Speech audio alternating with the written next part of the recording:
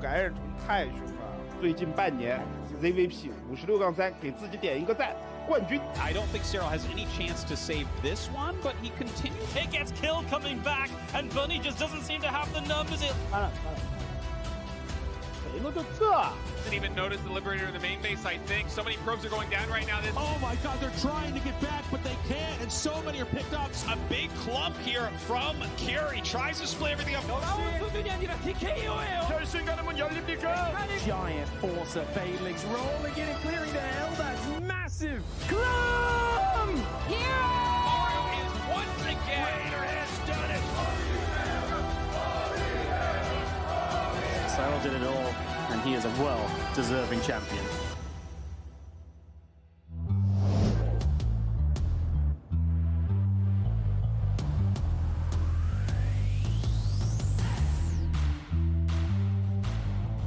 And welcome back, everyone. Welcome back to the Masters Coliseum 8 of the group stage, day number 1. I'm, of course, Show's Live VIP. It is great to be back once again here. It has been far too long. Oh, I'm invisible. Hold on. But it's great to be back once again here for another season, another edition of Masters Coliseum. It has been far too long. Again, we were here for MC 6, 7, and now number 8 as well. This is a very unique edition of the Masters Coliseum because typically this is at the end of a World Team League season, but there was no World Team League. World Team League has officially gone on hiatus. They are not coming back anytime soon until we get a big announcement, but Masters Coliseum does continue, and we are here with a stat tournament insane group stage. For those of you that are unaware, $15,000 prize pool, $15,000 on the line, and you can see the groups here before you. We have Group A, B, C, and D. We have Serral, SHIN, Cure, Astrea, Max Pax, Rainer, Rogue, Skillus, Maru, Hero, Gumiho, Lancer, Clem, Oliveira, Zaun, and Spirit. The lineup is stacked. The best of the best are here to determine the master of the Coliseum. Get your Dragon Balls, Pappy. Let's go. We have the first day before us. We have 3 matches ahead of us here. These are going to be best of 3s, not best of 5s. Bear that in mind. Best of 3s. We have Serral, Cure, SHIN, Astrea, Cure, and Astrea as well. Again, we're here in the middle of Group A, and Group A is going to be a 2-day event. Bear that in mind here. 2 days, today and tomorrow, to finalize and to conclude the group. Round robin stage here tonight. Astrea has 2 matches, so does Cure, and we have our 4 players. So you can see their league like ratings to make it out of the group. 87% in favor of it's Serral. Serral, he is the best Zerg player in the world. He's the heavy favorite to make it through out of this group, but who else makes it through? SHIN, apparently with a 7.5% chance to make it. I think this is for first place. We're coming out in first place. We have SHIN, we have Cure, we have Astrea as well, and there are our 6 matches ahead. Oh my god, no, sorry, this is the history actually between Serral and Cure. We do have their historic matchups here. We do have Serral and Cure going 1-1 and typically in favor of Serral. As you can see here, Cure has taken maps. He has taken maps off of Serral, has forced him to the ace match as well. I believe that that match in October of 2023, I believe that was maybe even the last Masters Coliseum, if I remember correctly. I would have to double check that, but I recall casting that series, seeing them go to the ace match, seeing them go the distance here. Regardless, insane matches. Oh, we have our players, we have our Kims. Let's go. Looks like we have our vetoes taking place as well. Game 1 is going to be on Ley Lines, Game 2 Amygdala, and Game 3 on Ultra Love. Let's go. Let us go. Again, shout out to the production team, of course. Shout out to SC Boy for providing and for hosting the clean feed for us. We are going to be all over that, of course, ourselves, alongside many of the other language casters. Typically, you know, casters like Steadfast, Wardy, Rotterdam. Serral just woke up. Stay with us, Pappy. Stay on. You know, waking up bright and early here in Europa. I think it's like 1 p.m. I want to say, like maybe like around noon or 1 p.m. in Europa. Regardless, Serral has awoken. Likewise, looks like Cure is a little bit tired, not gonna lie. I mean, it's quite late in Korea. It is relatively late. I think it's like around 9 p.m. 10 p.m. in Korea. So Cure, you know, he's likewise ready to go, and oh, it looks like we have our first game. And in the top right hand corner, we have the Finnish Zerg player, Serral. And in the bottom left, we have the Korean Terran in Cure. Here we go. Hold up. I will remove some of our overlays here that I don't think we're going to need. Bam. There we go. Actually. Hold on. Get rid of that. We'll get rid of that. And then, bam. We'll add that instead. we're getting there. We're getting there.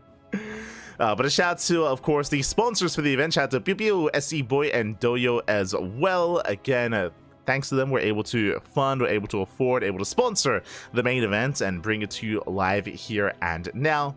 Oh, again, I do apologize for having the UI for ourselves open earlier, and I will make sure to close them once we get into game. And now we have our first game here on Ley Lines, and I'm very excited to see more of Serral. Again, Serral, he has been on a break, he has been on hiatus. Serral recently came back to competitive play for Home Story Cup. Also, before I forget myself, if you're in the chat, you know what time it is, Papi. You know what time it is. It is Gamba time. Predictions are open. Place your bets on who you think will claim the series. Will it go the way of Serral or Cure this best of 3?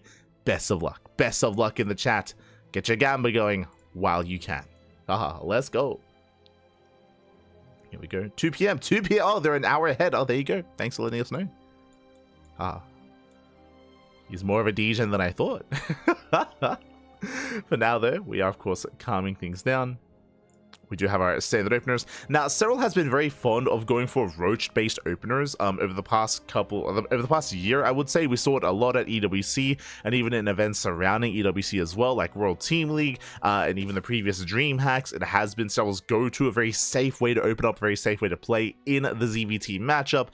We'll see if he does the same here. For now, Hatch Gas pull out of Serral, going for link speed. Meanwhile, Cure gets across the map, looking to delay the third base for as long as possible. The SCVs at the triangular third location. Reaper dives into the mineral line, and the dance has become between the Reaper, the Lynx, and the Queen. It's going to be on Serral to minimize losses. So far, so good. He does pull back his workers, dancing with those Lynx. Some of them get low, but so far, nice control, nice shuffling here out of Serral. He does pull away, and he will defend, but he's contained onto 2 bases. He is contained on 2 bases. Likewise, on some of these larger maps, Serral, he's more willing to go for these gasless openers. So far, did open gas, though. Did open with link speed, and has since pulled out of gas. Likewise, is content to just take a delayed third base here at the triangular third location. Meanwhile, across the map, we do have Cure going for a third TC before starport. So, economic build by Cure, delayed third by Serral.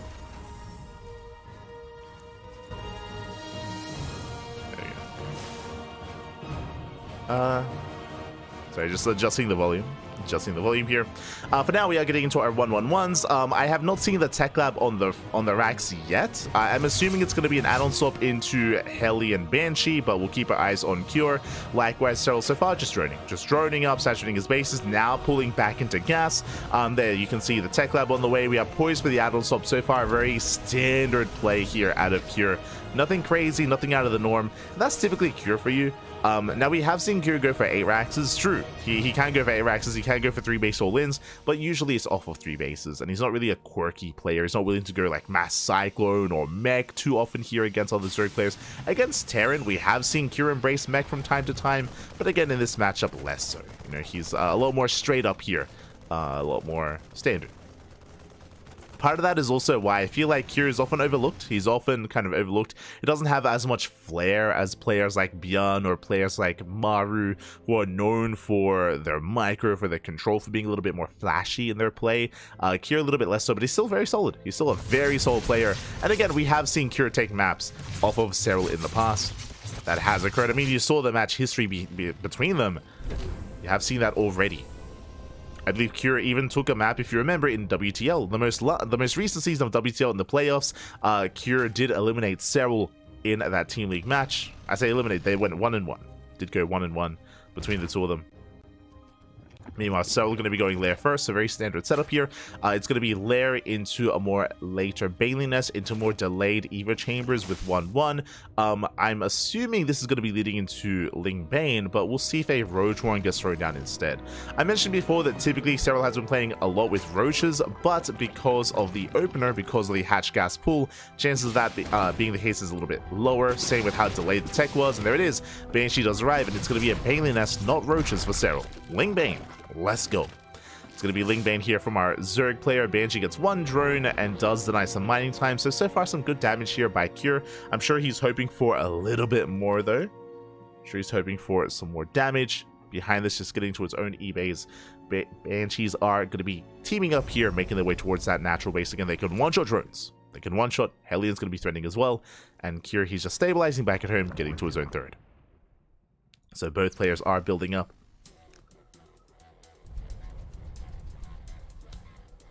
Here we go. Banshees there to hit the third, getting another 2 drone kills. Oh, another 3. Oh, almost. 2 more drones going down. Not bad. Not bad at all here by Cure. You can see once again Serral playing very safe. What I mean by that, Evo Chamber is just now finishing, so Serral is going to be behind in the upgrades and did delay his upgrades intentionally so, just to be safe with Bailings and with earlier Bailing speed. So Bailing speed is on the way, so just really safe play here out of Serral. Likewise, keeping up with the Banshees so far. Ooh, taking up even further. So Serral, he's looking to drone up and take up into Hive. And it looks like, until then, Serral's going to be taking a more defensive role. He's going to be defending up until that Hive tech. We'll see if Cure can find a way through.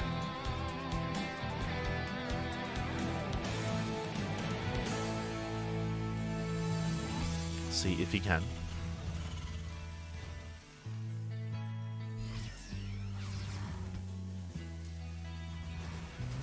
Now going to be dipping in.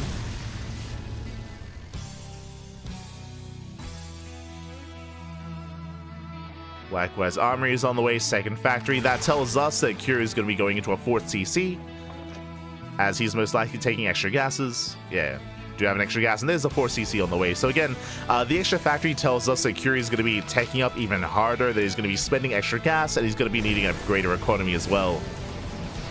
So that was a sign that Cure is pushing forward, tech-wise, I mean, and economically as well.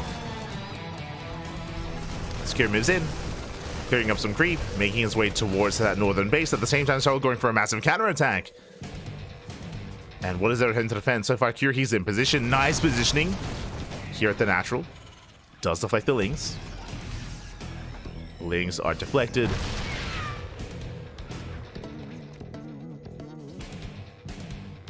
Likewise, Serral looking for some more damage here, potentially surrounding the main army as well. Yeah, speaking of, he is setting up for the surround. Hellbats have morphed in to protect those tanks. So I'm sure did notice. Attempting to go for another run by, he gets spotted by the Banshees. Banshees will zone Serral away. So far, so good. And Cure, he's committing. He's pushing in. Reinforcements are on the way. Cure needs a little bit more time. And the reinforcements, they have arrived. Here he is, Cure. He is ready to knock down this expansion. We'll see if he can. Likewise, Serral, he won't be able to surround. Not yet. Mines are going up. Good connection on the Lings. Yeah, the little Lings go down so far. Efficient trades here by Cure. Moving forward, trading with the army.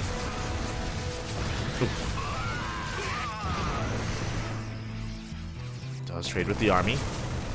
We're going to catch another queen. Ooh, Banshee's on a move. One Banshee goes down to the spore. That should not have happened. We see Cure, instead of reinforcing, is going for a double jump towards the south. So committing a little bit harder, picking up a couple of Marines. A couple of Marines go down. Again, Cure not really gaining much ground here. He's shaving off Lings, but not much more than that. Meanwhile, ooh, the final Banshee does fall to the Queens. Hive is done. Vipers have arrived. And several... Oh! Mancho doesn't go up. He got it! No! Not quite paying attention. Blind and Cloud, they pop up for the tanks, and Serral, he breaks out. What I was about to say here is that Serral, he has put enough time for the Hive to finish, and now that the Hive is done, he shuts down the main army. Does shut it down. Cure now in a lot of trouble. Lost all of his tanks, lost his main force. Now pushing in for a double drop, but at last, Serral, he has enough time to respond. And Serral, he maintains his queens. He defends. So far, so good. Now, I believe Serral will maintain those Vipers, so now that he can regather energy. After the initial defense, Serral, he's now taking up in towards Hydras. Hydra Den is on the way. That should be leading into Hydra Lurker Viper, or Ling Bane Hydra Lurker Viper. As we mentioned, yep, the Vipers, they are now full of energy. They're ready to go. Nitro's not quite being made out. One Viper goes down. Nice pickup. Cure popping off. Snipes the Viper. Do see Serral coming in from behind, going for a Ling counterattack here towards the third base. Ooh, a late reaction at a Cure. Very late reaction. Oof, SCVs are going down. Cure not quite paying attention. Boys being pulled in. Bailings, now they're headed towards the natural. They will knock down that wall. They will knock it down, headed towards the mineral line. 19 SCVs already falling. A bit of miscontrol there by Serral, targeting down those rocks, but regardless, workers are falling. That's 29 SCVs. Ay, ay, ay. That's far too much damage. Again, Curie, he was late to react, late to respond. Unfortunately, his main armor was out of position. And with that, the economy has been crippled. That's 29 SCVs falling. And now Cure has to commit. He's even supply blocked. No. Even supply blocked after losing all those depots. Ay, ay, ay. So he does have to keep pushing. And he needs to try to trade.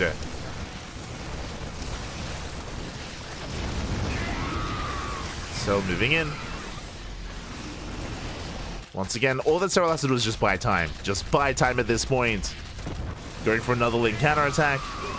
Serral has to be careful not to take too bad of a fight here from creep. Ooh. Macho goes off. Good connection there by Cure. Meanwhile, Lings, they wreak havoc. They get to surround all these marauders. That's 3 marauders going down. Efficient trades here by Serral.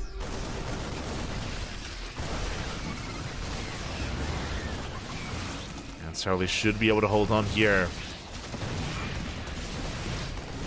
Cure does have a threatening army, but Serral has no reason to push out. Oh god, that the gurgle from the Marauder, Jesus.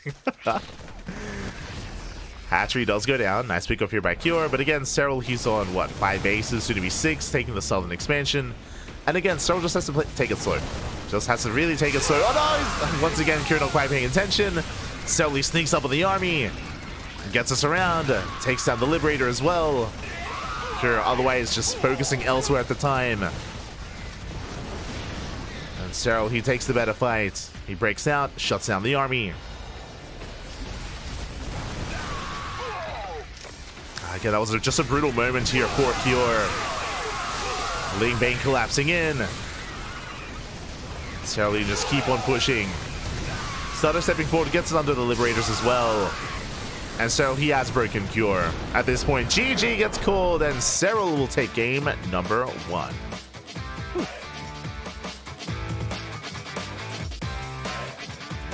GG, well played. Serral will take the first game here. We'll take a lead in the series. But now we're getting ready for game number 2. Whew. Let us go. Again, we are getting ready here for game number 2. It's going to be on Amygdala. The rush distance by ground on Amygdala is actually far longer. It's longer than lane lines, longer than Ultra Love as well. That does typically favor a Zerg player just because it means that they are safer against the aggression of the Terran, and that means that if Serral so chose to, he could open up Roach. The chances of him cutting corners, skipping Ling speed, and opening up Roach instead is going to be higher here on Amygdala. Of course, some of the other big features are the gold bases that can come into play, the rocks that can be knocked down, but we'll see if Serral does cut corners here, and if he does feel confident getting into game number 2. Meanwhile, the pressure is now on Cure. Cure, when it came to his first push, he was achieving quite a bit, but unfortunately, he wasn't quite able to threaten Serral, if you remember. He was stuck outside the bases, so it meant that really, even though Cure was knocking down or knocking on the front door, he was never really pushing in, and there was never too much pressure on Serral to actually commit to a fight. If you remember, that's why Serral was going for all these counterattacks, run-bys, and he was able to buy enough time to get into Hive Tech, to get into Vipers, then engage with the army. If you remember, that was the moment that the game swung in favor of Serral, was when Vipers hit the field. Here we go, now we're getting into game number 2. And spawning in the top right-hand corner, we have Serral for Basilisk. And in the bottom left, we have his opponent, we have Cure for Team Liquid. Whew. Here we go.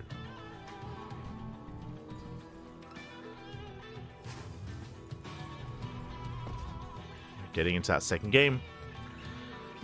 And my eyes are going to be on Serral here when it comes to that opener. Until then, we're calming down. We're loading into Amygdala. Again, a bit of a longer rush distance by ground, at least until the rocks get knocked down. That does reduce the time it takes to get across the map, of course.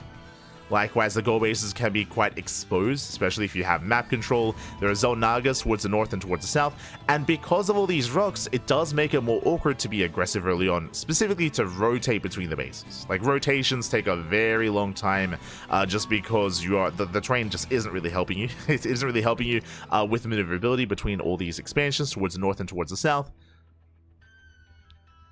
And we can see that Serral does open hatch gas pool. Okay, it's going to be a hatch gas pool opener. Once again, looks like Serral is going to be embracing Ling's speed, and this is looking very similar to game 1. Very similar when it comes to embracing Ling Bane.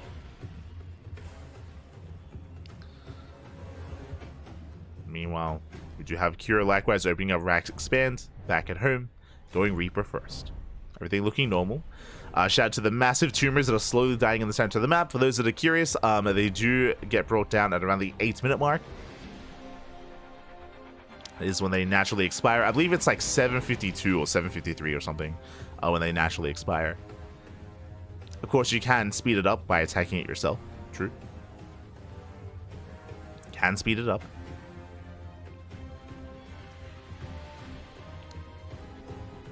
See someone in the chat. I think the goal base is a trap. The goal base can be difficult to defend if you don't have map control. That's the specific caveat there.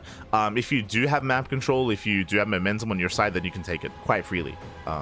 You can take it, you can hold on to it, but it depends on kind of like, again, the game state here between our two players and how things play out. As we do have a Cure going for his 3rd TC.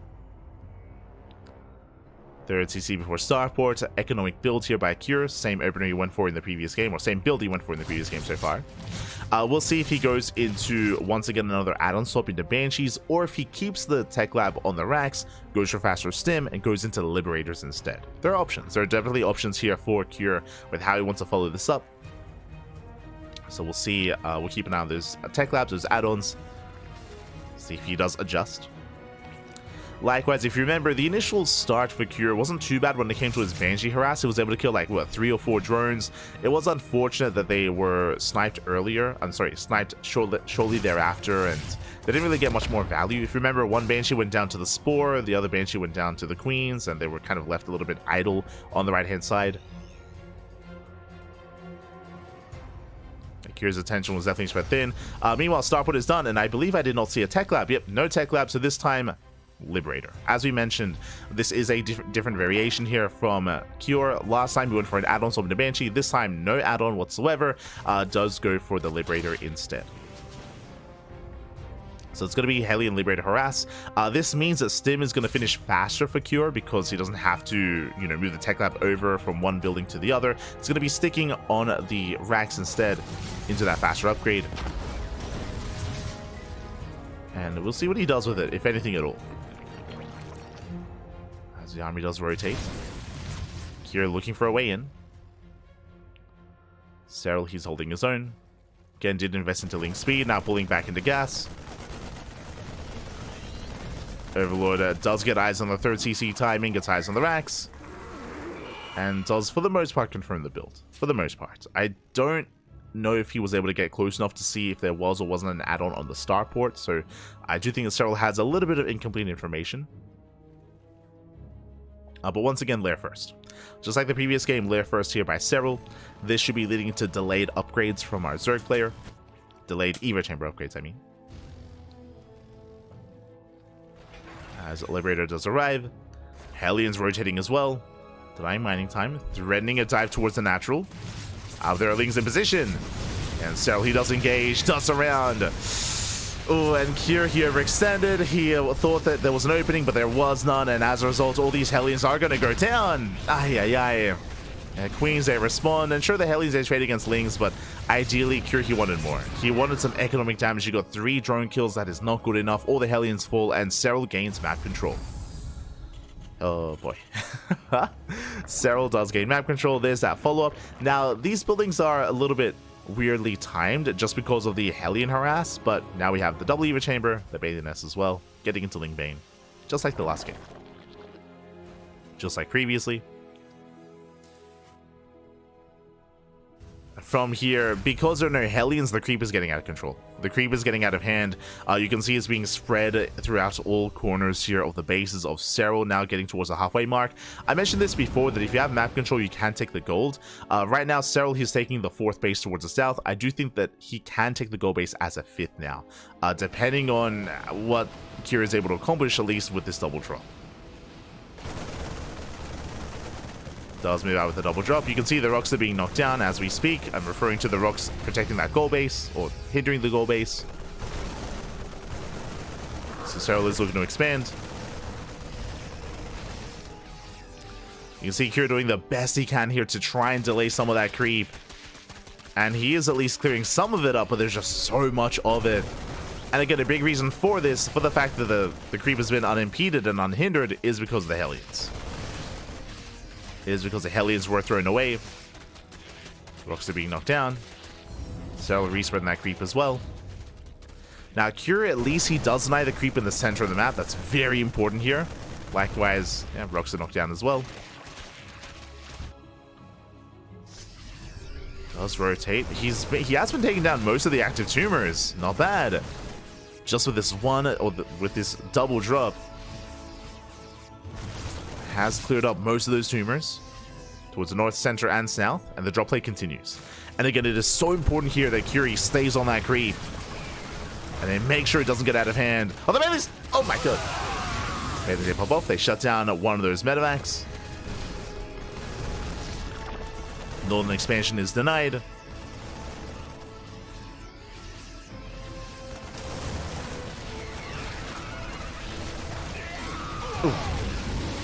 Mine shot goes off. Nice switch there by Serral. He does avoid the mine shots. Likewise, double drop into the main.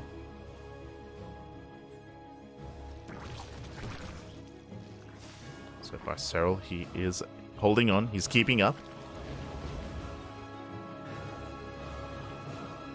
See someone in the chat. This is an offline tournament. It's an online tournament. For those who are unaware, Masters Coliseum has always traditionally been online. There are some definitely murmurings when it comes to SC Boy in the playoffs. I know they have wanted to, they've been talking and teasing that maybe the playoffs will be offline. But for now, everything is online. For now. Everything is and has traditionally been online for Masters Coliseum. Likewise, if you've been watching the World Team League as well, you would know that they do use cams for Max Max, and we're able to see his beautiful chin every single time. We've seen him smile and also cry, depending on the game state, depending on some of the matches. So if you haven't seen that, then do check out World Team League, WTL, and Master Coliseum as well. They always use cams for Max Max. Always use cams.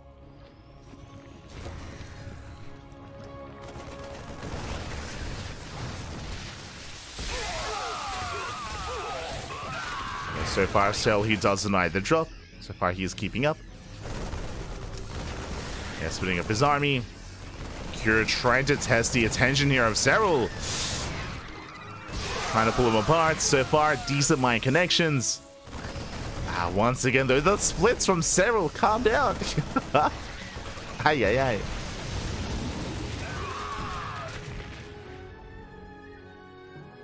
Serral, he defends an Northern expansion. He gets away with the gold base.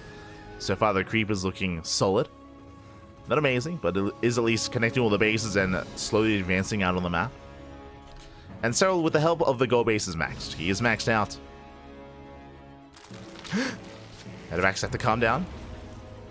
Kira pulling away.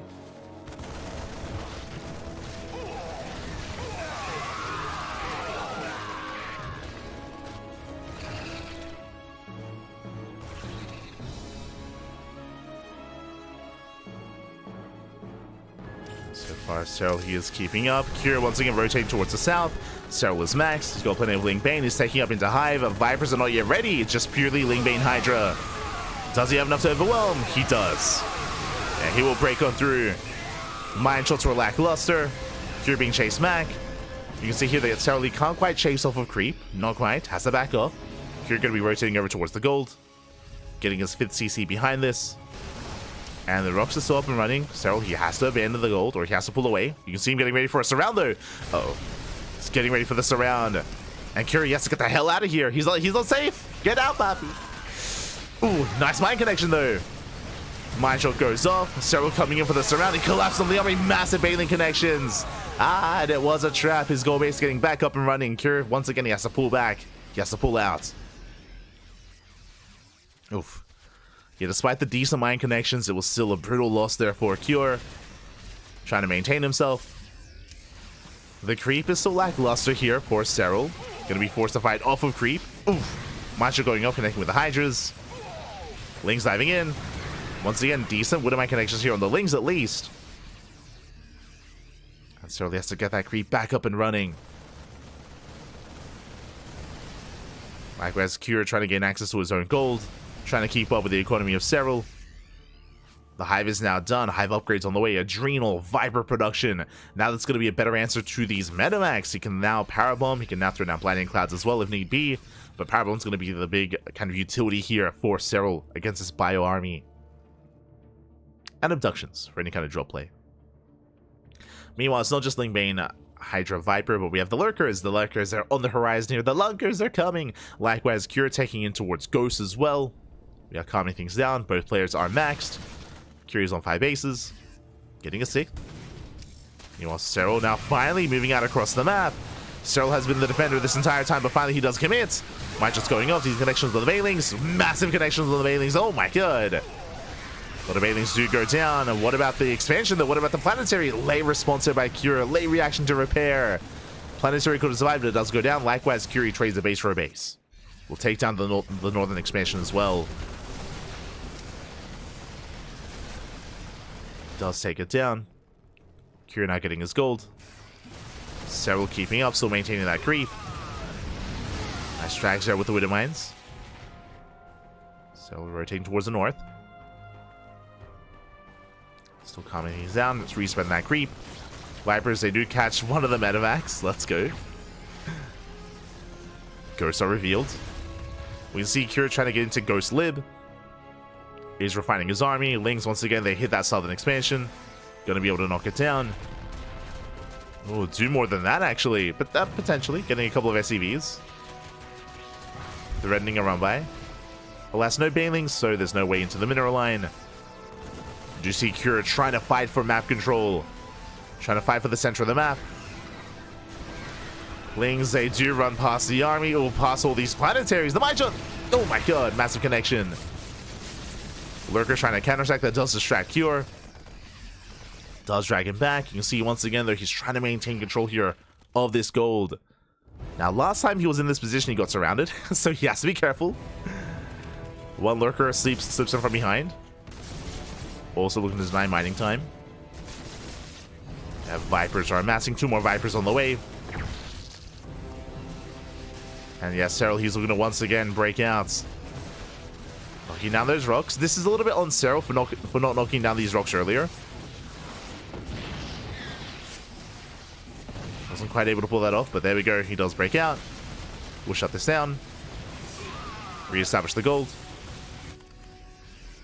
Well, so far, Cure is focusing on top left. Snipes a couple of Lurkers. Serral, he has to rotate, he has to respond.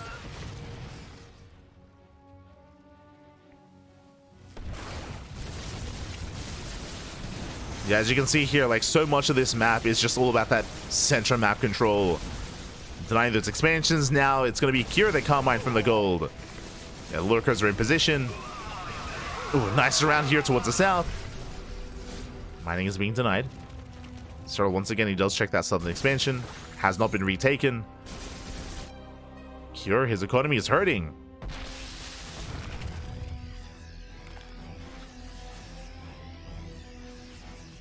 They're trying to get those snipes off. Likewise, Serral rotating over towards left-hand side. Going for the planetary. Oh, and it looks like he will bring it down. And just barely with the Ling Bane. Serral pulling back. Does pull away. At the same time as Serral diving into the mineral line. Going for the third. Oh, and this time he breaks in. 16-19 SCV. Ay, ay, ay. Cure out of position. He was distracted. He was focusing on his main army. He will lose 20 SCVs in the process. And now he's committed. Now Cure, he doesn't just have to kill the base, he has to get more than that. He has to trade well with the army. Viper's diving in, going for the power bombs. Ooh, they shut down the medevacs. And without medevacs, there's no escape. There's no escape for Lingbane. They crash in, they shut down the ghosts. Most of the ghosts go down. Hydras, they do dive in, they go for the lunge, they take out every single ghost. Ay, ay, ay. The ghost count gets almost reset. And Cure's hurting. Cure, he's hurting a lot here. He's taking some rough trades, some rough fights. His economy is now lackluster. He's down to 49 SCVs. Barely an economy. And this means that Serral can max and Cure cannot. Cure, he needs time. He needs time to max out. He's threatening the gold, but Serral, he's more than happy to fight. More than happy to engage. He dives in. Yoinks the Liberator. Lingbane from behind. No, he comes in for the surround. Cleans up most of the army from here. He can just keep on pushing. He lunges forward, takes down the final lib. Pulls back for now. Consolidating his army. He's out of energy on the Vipers, so he has to pull back. Nice snipes here from Cure. He's holding on. Sniping whatever he can.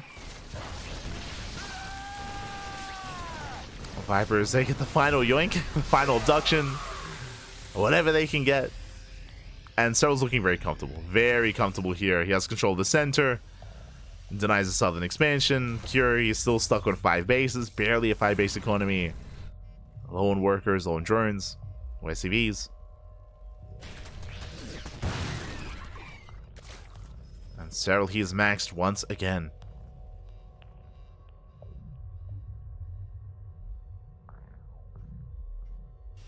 Those ghosts are dramatic. They're passionate, Pappy. They're passionate. Oh my god. They're there. For the Confederacy? For the UAE? Whatever they're called. Let's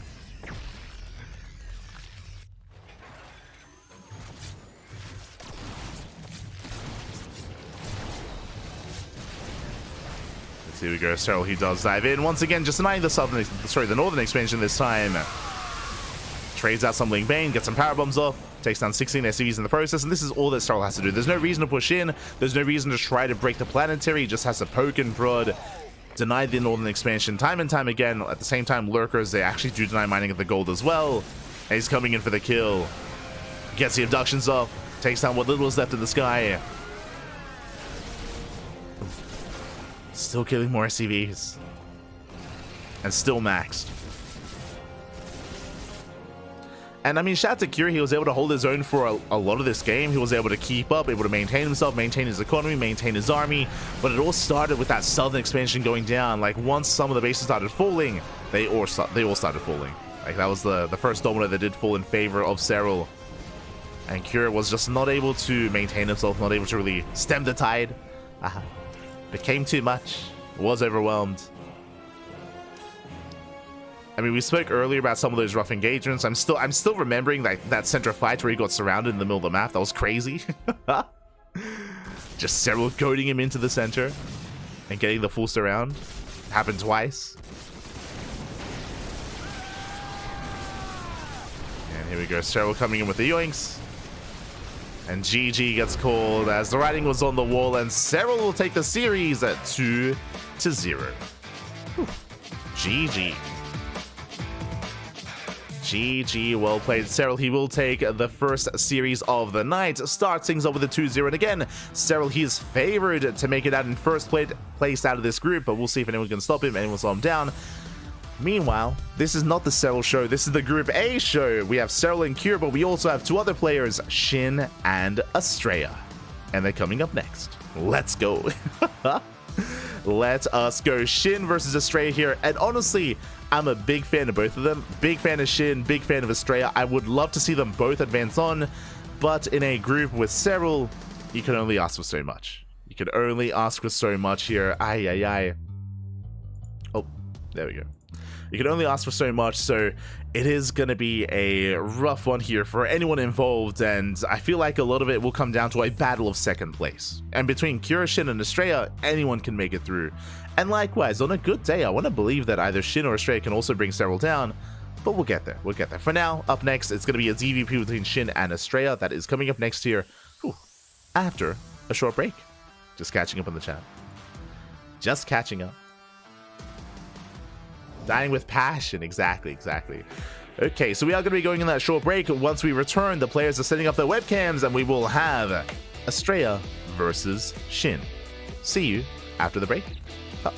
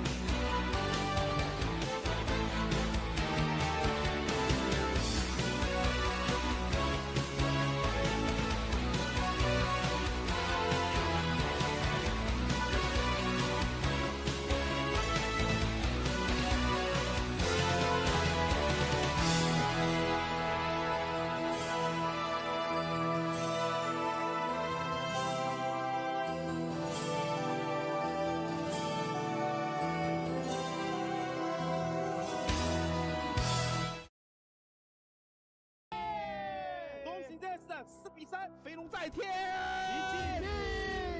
哎，算了，恭喜他夺冠吧。一把，我靠！打不过啊，他最后这手感染虫太凶了。最近半年 ZVP 56-3给自己点一个赞。冠军。 I don't think Serral has any chance to save this one, but he continues. It gets killed coming back, and Bunny just doesn't seem to have the numbers. 谁能就这？ Didn't even notice the Liberator in the main base, I think. So many probes are going down right now. Oh my god, they're trying to get back, but they can't, and so many are picked up. A big clump here from Curie. Tries to split everything up.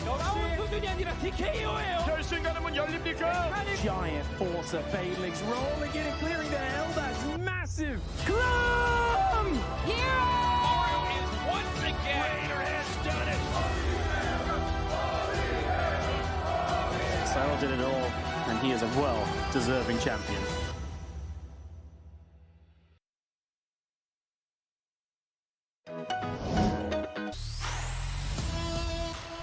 And welcome back, everyone. Welcome back to Masters Coliseum 8, Day 1, Group A. We just wrapped up with Serral versus Cure, and Serral having a dominant performance over Cure. Honestly, I don't think there was ever really a time where he was ever in any real danger there. Was looking very comfortable, very dominant there over Cure. Very well done, very strong performance there by Serral. But now we have two other players. It's a group of 4, and I know there's a lot of eyes on Serral. What about SHIN? What about Astrea? As they are going to be facing off here in a best of 3. You can see here some of the recent scores between the two of them. We see it going quite back and forth, actually. SHIN taking down Astrea 2-0. Astrea getting the revenge here, 2-1 over SHIN. Back and forth, back and forth. So I'm expecting more of a back and forth here. I would love to see an ace match. Regardless of how this goes, I would love to see a game 3 here. I do think it's going to be quite close between the two of them.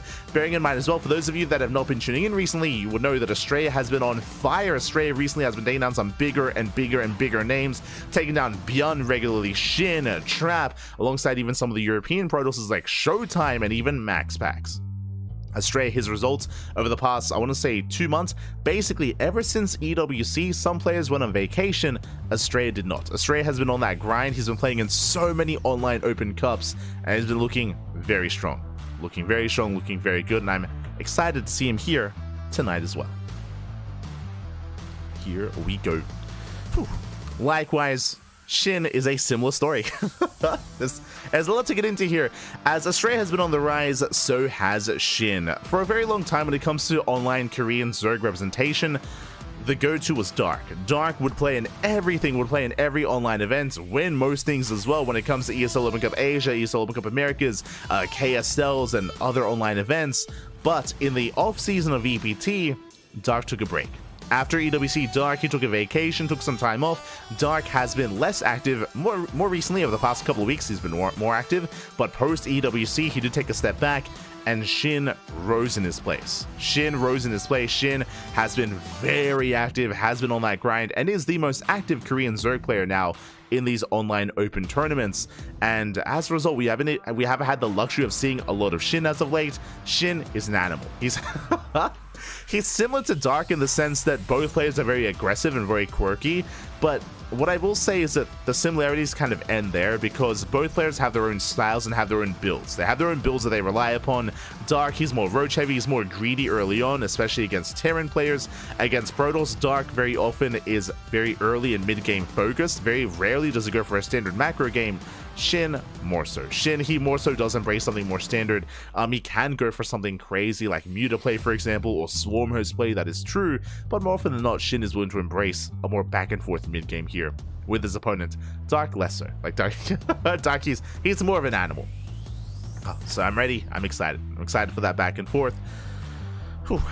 Let's see what our players have here before us. Also, shout out to Astrea. I know that right now is not the best time in the Americas. I know it's quite early in the morning, so hopefully Astrea was able to get enough rest, was able to get enough time here to prepare for his match. Fingers crossed. Here we go. Here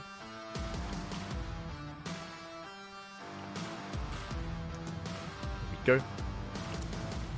Just catching up. My American representation. True. I mean, again, Astrea, he did qualify by beating a bunch of Europeans. He was able to bring down a plethora of European players here to make it to the main event. So again, was not an easy road, was not an easy qualifier for Astrea whatsoever. Did well for himself. I mean, again, you know, Astrea was able to succeed where players like Showtime, players like Mana, players like Alaser, players like Lambo, players like Big Gabe were not. So it was not an easy road to get here for Astrea, but he made it. did make it. As we are setting up for a match. Almost 8 a.m. East Coast, which means almost 5 a.m. West Coast. Yeah, for sure, for sure. I know it's very early. I'm hoping that Astrea woke up. I'm hoping that Astrea did not pull off like an all-nighter and like stay up all night to compete in this tournament. It is possible though, so I hope that isn't the case for Astrea. Hopefully not. Hope he's well rested. I'm sure we'll find out once we see him. If we see him like yawning and with like some dark circles under his eyes, and that will paint a picture for us, but we'll find out once we see him. We'll find out. When it comes to the setup here, again, as a reminder, players, they do have to set up their cameras. They have to make sure that they're synced up with the production, make sure they're good to go. You know, put on some clothes, look pretty for the camera before jumping in. So there's a little bit of setup required, for sure. Here's some setup required. Otherwise, who do I favor in this series? It's hard to call, Papi. It is gonna be a hard one to call. Like, again, as I mentioned before, like, I'm a big fan of both Astrea and SHIN. In a perfect world, I would have them both make it through. I would have them both make it through the qualifier. But you know, that's like what my heart says. You know, my head says something different. My head says Serral, and if I remember correctly, I think I said Serral and SHIN when I went for my predictions. And if I remember correctly, I think Yaku went Serral and Astrea. And I was like, yeah, like I could see that happening as well. Oh, as we have our players. Oh my god. So we have our players here. We have our SHIN, we have our Astrea, we have our Vetoes as well. Game 1 is going to be on Ultra Love, Game 2 on Amygdala, and Game 3 on Abyssal Reef. Whew. Let's go. Our Vetoes are in as well. See SHIN vetoing King's Cove, Neo Violet Square, and Ley Lines. Two of the larger maps in the map pool in King's Cove and Neo Violet Square, and a more defendable map in Ley Lines. Interesting. Again, Astrea, he is known for his late game. Like, his late game PvZ is some of the best in the world, to be honest. Oh, there's some coffee. Astrea looking well rested. But Astrea, he has some of the best late game PvZ out there. So for SHIN to get rid of some of those larger maps does make sense. Some of the more defendable maps as well. Likewise, we had Astrea getting rid of some of the smaller maps, and here we go. We're getting into game number 1. And in the bottom left-hand corner, we have a SHIN for Gaming Gladiators. And in the top right, we have his opponent. We have Astrea, the American Protoss. Let's go. Let us go. And you know what time it is. If you're in the chats, it's Gamba time, Papi. Predictions are now open. Place your bets on who you believe will claim the series. Best of luck in the chat. As a reminder, this is a best of 3, not a best of 5. So best of luck. Whew. As we calm things down and embrace our series. Now we do have our Hatch Gas Pool here by SHIN. Assuming it's going to be Hatch Gas Pool. Likewise, Astrea going for his own gate expand as well, as to do embrace our ZVP. For those that are curious, Ultra Love does have a much more defendable 2, 3, and 4 base setup. We have seen some split map scenarios on Ultra Love as a result, but to counteract how defendable these bases are, the rush distance by ground is quite short. So that's how the balance is, you know, coming into play here in Ultra Love. Defendable bases, but short rush distance by ground, which means if a player did commit to an all-in, reinforcements do arrive that much faster, and it's not so cut and dry when it comes to whether a player can survive that or not. We have seen Solar, for example, break Astrea here on Ultra Love in the past with 3 base all-ins. I'm curious if SHIN will do something similar here. Our eyes, or my eyes at least, going to be on SHIN. Astrea likewise is known for some quirky builds at times, does come up with his own builds, is a very versatile player himself, so we might not see the most standard of games, or the most standard of series. But I don't expect it. We'll see. We shall see.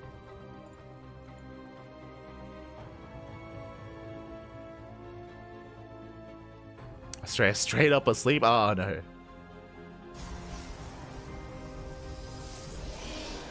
Just so you know, you're on the big screen with some of my work friends. Don't say anything crazy like you normally do. What do you mean? What do you mean?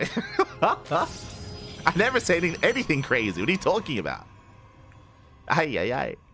You're an animal, Pap. You're an animal. For now, though, we're calming things down. We do have our tech of choice. Going to be a Stargate opener out of Astrea. So everything's looking normal for the time being. Is going for the Stargate. This should lead into Oracle play. This should lead into a 3rd expansion. We'll keep an eye on Astrea to see if he does go for the Oracle or for a Void Ray instead, for something a little bit more dynamic. Likewise, SHIN opening up back at home. Hatch gas pull into a third. Link speed is on the way. SHIN, he pulls out of gas.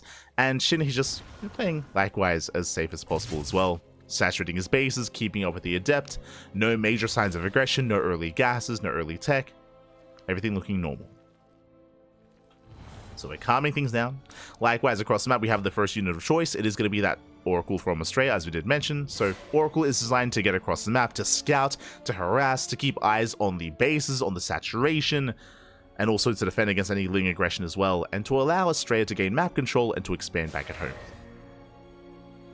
So with this Oracle opener, Astrea, he should be safe to take a third base, take an expansion, get a greater economy, and head into the mid game. So we can sink our teeth into this ZVP. There's that third base now being taken for Astrea, as we did mention. There's no major signs of aggression from SHIN. He has not made extra Lings. He's moving out with his Lings, that is true, but as we mentioned, that's what the Oracle's for. The Oracle does spot the Lings, it responds, and it will deflect the Lings and keep that third base safe and sound. At least it should. There we go. Lings, they poke in, and they can threaten the army, they can threaten the Adept, but not much more than that. Astrea holds, Astrea expands. Ooh, behind this, Astrea going for an earlier Twilight Council. Okay, very early Twilight Council from Astrea. Now, this could be one of two things. This could either be Glaive Adepts to be aggressive, or it could be Fast Blink to be a little bit more defensive instead. The way that this works here, if Blink is going to be researched and prioritized, then it will finish up in time for a 3-base all-in. So if SHIN were to be aggressive on 3 bases, then Astrea would be safe. Otherwise, it could be the reverse here. We could see Glaives, and then Astrea could be the aggressor instead. And there it is. Blink is on the way. So we have confirmation it's going to be Blink here from Astrea. Oracle dips in, gets 3 drone kills, takes a lot of hull damage, but will escape. Will get away. 3 drones are not bad. Astrea does retain his army, does retain his forces, pulls back home. And again, Astrea just playing as safely as possible here. Sure, Lings, they can harass, they can get a surround. Oh my god, they barely don't. Whew. They don't quite get the full surround. Oracles, they respond, they race back home. The Adept may go down. That is a nice pickoff, but nothing major. So Astrea, he's still safe back at home. Blink is on the way. As a reminder, there is a bit of a give and take here with the opener of Astrea. On the one hand, because of early Blink, one, he has that in time for an all-in. He can also apply some pressure across the map. He can definitely move out and try to threaten that third. The downside is the upgrade. The Forge, I mean. The Forge just finished, and +1 is now on the way. Typically, you want these 2 upgrades lined up with Blink and +1 to hit a stronger timing, but because of the earlier Twilight Council, +1 is delayed for Astrea. So his upgrade's going to be far later. That will impede him as the game progresses and his upgrades kick in. But now, though, Astrea, nice stasis goes off. Threatens the Queens. No transfuse. Yeah, not enough entry for a transfuse. Things they come in for a surround. So far, Astrea, he does kite well. Blink is not yet done, but he doesn't get surrounded, doesn't lose the Stalker. Nice kiting here by Astrea. Is pushing in. You can see SHIN setting up for the surround, but the Oracles, they come in from behind, they shut down the Lings. Yeah, the Lings get shredded. Stalkers, they keep moving forward. The Queens are exposed. SHIN trying to engage. Blink is now done. And with that, Astrea, he does blink away to safety, has a backup stasis trap behind this to catch any surround. He wants those Queens. They're so low. They're so low. They're so exposed. 1 transfuse goes off. Astrea, he's tempted to dive. The Lings, they come in first round. Stasis goes off. It does catch the Lings. Nicely done here by Astrea. And fun fact, I haven't checked the units lost at myself, but I believe Astrea has not lost a single Stalker. He hasn't lost a single Stalker. He might lose one. One of them's quite low. Oh, does blink away. Nice control here from Astrea. Not losing anything. Trading so efficiently here with his army. Shaving off even more Lings. Nice stasis. Oh, nice bait on the stasis trap. Doesn't get triggered on only 3 Lings, so a bit of a waste there for Astrea. Pushing forward throughout all this, Roach Hydra has been amassing for SHIN. He's trying to get into a greater army, a greater tech army. Ling run by back at home does force reinforcements here from Astrea. Does force him back. Still poking in, shaving off more Lings. And SHIN's in trouble. SHIN's in a bit of trouble here. That Stalker count is getting very high. And now he's picking off Roaches. These are more expensive units here that SHIN is going to be losing. He has to be careful. And Lings are expendable. Roaches and Hydras less so. So there we go. We have 3, 4, 5 Roaches going down. 5, 6, oh my god, 6 Roaches. 6 Roaches fall. Once again, Shin going for another Ling run by. Astrea out of position. Oh, he's not at home to defend, and he's forced to recall. Whew. That is going to be worth it for Shin. He won't kill the expansion, but he forces Astrea all the way back home, and this does give Shin breathing room. It lets him breathe, lets him calm things down, building up more roaches, building up more hydras, but again, there's still a lot of pressure on Shin, and Astrea, he moves out once again. Now, with this move out from Astrea, bearing in mind, recall is now on cooldown. He just used recall, so there's going to be a window, there's going to be a period in time where he won't have that available. Shin can try to abuse that. Ooh, his supply block though. Aye, aye, aye. Shin gets supply blocked. There's a Ling run by, but the stasis trap goes off. Stasis goes off. Astrea, he holds back at home with the bare minimum. Trying to poke in. Doesn't have many stalkers here though. Astrea, he can't quite achieve too much. He has to calm down. Yeah, he has the other half of his army back at home. Trying to catch out those Lings. Stasis goes off. Very nice catch on the Roach Hydra.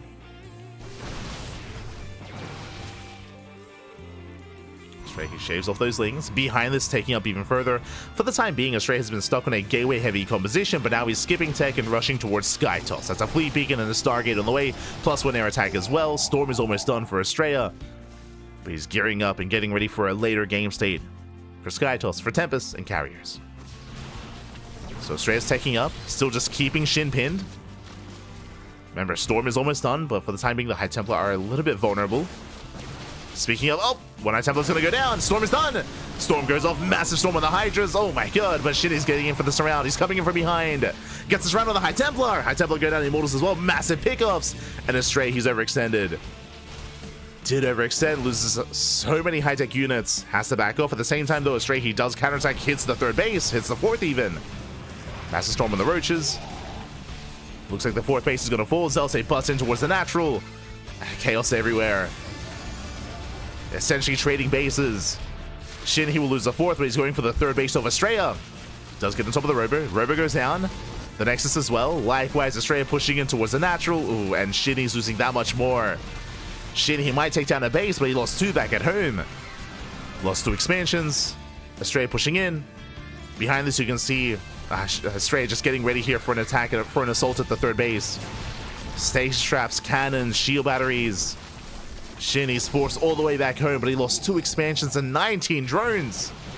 20 even. 20 workers going down. Brutal losses here for Shin. Astrea, he just recalls back home, gets the hell out of the main. And Astrea is not looking too bad. See him double expanding. Now Shin, he's all in. At this point, Shin, he's lost far too much. He has to commit. He's down to 39 workers. It's all or nothing for the Zerg player. And this is it. How many storms? Stasis goes off. Ooh, only on one Ling. Shin does trigger it ahead of time. You can see Astrea, he's triple expanding. Now is not the time. like the Zerg player's all in, but we need to defend. We need warp-ins. One of the expansions gets cancelled, the other as well. These are some nice pickoffs here by Shin, but he needs more than that. Delaying expansions is good, but the longer this goes on, the better it is for Astrea. As he takes down the Queen, busting into the mineral line, more drones going down. I mean, Shin, he barely has an economy to begin with. Now even less so. Losing what little he has left. Meanwhile, you can see the field of stasis traps. Oh my god. Shin, he takes the stasis to the face. Aye, aye, aye. He's getting caught out. And GG gets called. Astrea, he will defend, he will survive, he will take game number 1. Whew. GG. Oh my god. He's awake, Pappy. He's awake. Let's go. GG, well played. Astrea popping off there on cams. Relief, definitely, hitting his face. And he does take a lead here in the series. And now the pressure is on Shin. Again, Astrea just applying so much pressure himself in that first game, just always in Shin's face, and more importantly, very nice control, very meticulous micro out of Astrea, retaining those stalkers. Remember, when he was pushing him, he was trading with the Lings, with the Roaches of Shin outside of the expansion, when he was trading with the Queens as well, he did not lose a single stalker. He was so efficient with his army control, was so, again, dedicated with that control as well. We saw some attempted run-bys out of Shin, but it would often be deflected by stasis traps or oracles or recalls. The Ling run-bys just didn't really achieve too much. At times it would buy a couple of seconds, but really that's all they did. They just bought a couple of seconds, and yeah, just Shin could not really alleviate that pressure from Astrea. He tried, but he did fail. And with that, Astrea does take the first game. And now we're getting into game number 2. Going to be loading into Amygdala. Now, Amygdala is a much larger map, has a longer rush distance by ground. So because of that, but we did actually confirm yesterday talking about this is not lore accurate. What do you say? They did not play in the Tenkaichi Budokai. Oh, but it looks like we're getting into game number 2. Let's go.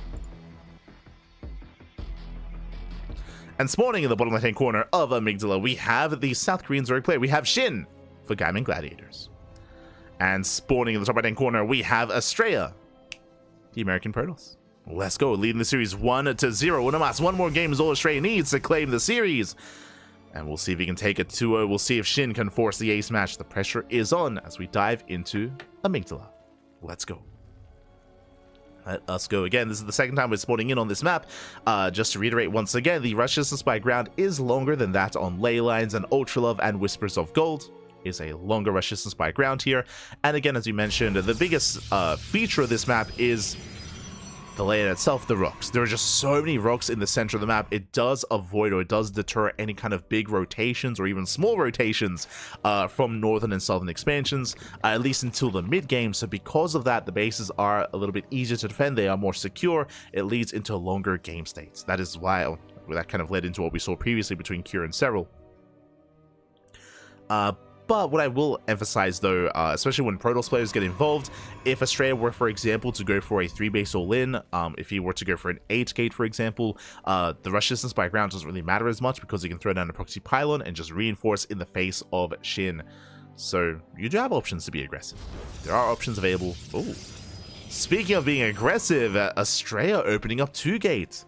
Not something you see too often. Let's go. So it's going to be a 2-gate opener from Astrea. What does this mean? This means, one, the Cybercore is going to be a little bit later, but it means that Astrea can morph in 2 Adepts at a time. So we should be seeing double Adept Harass into quadruple Adept Harass. So basically earlier aggression, earlier harassment from Astrea here in Game 2. We'll see what he can accomplish, as you often do not commit to a second gateway this early on. So much more aggressive start here by Astrea. Meanwhile, SHIN back at home just going Hatch Gas Pool.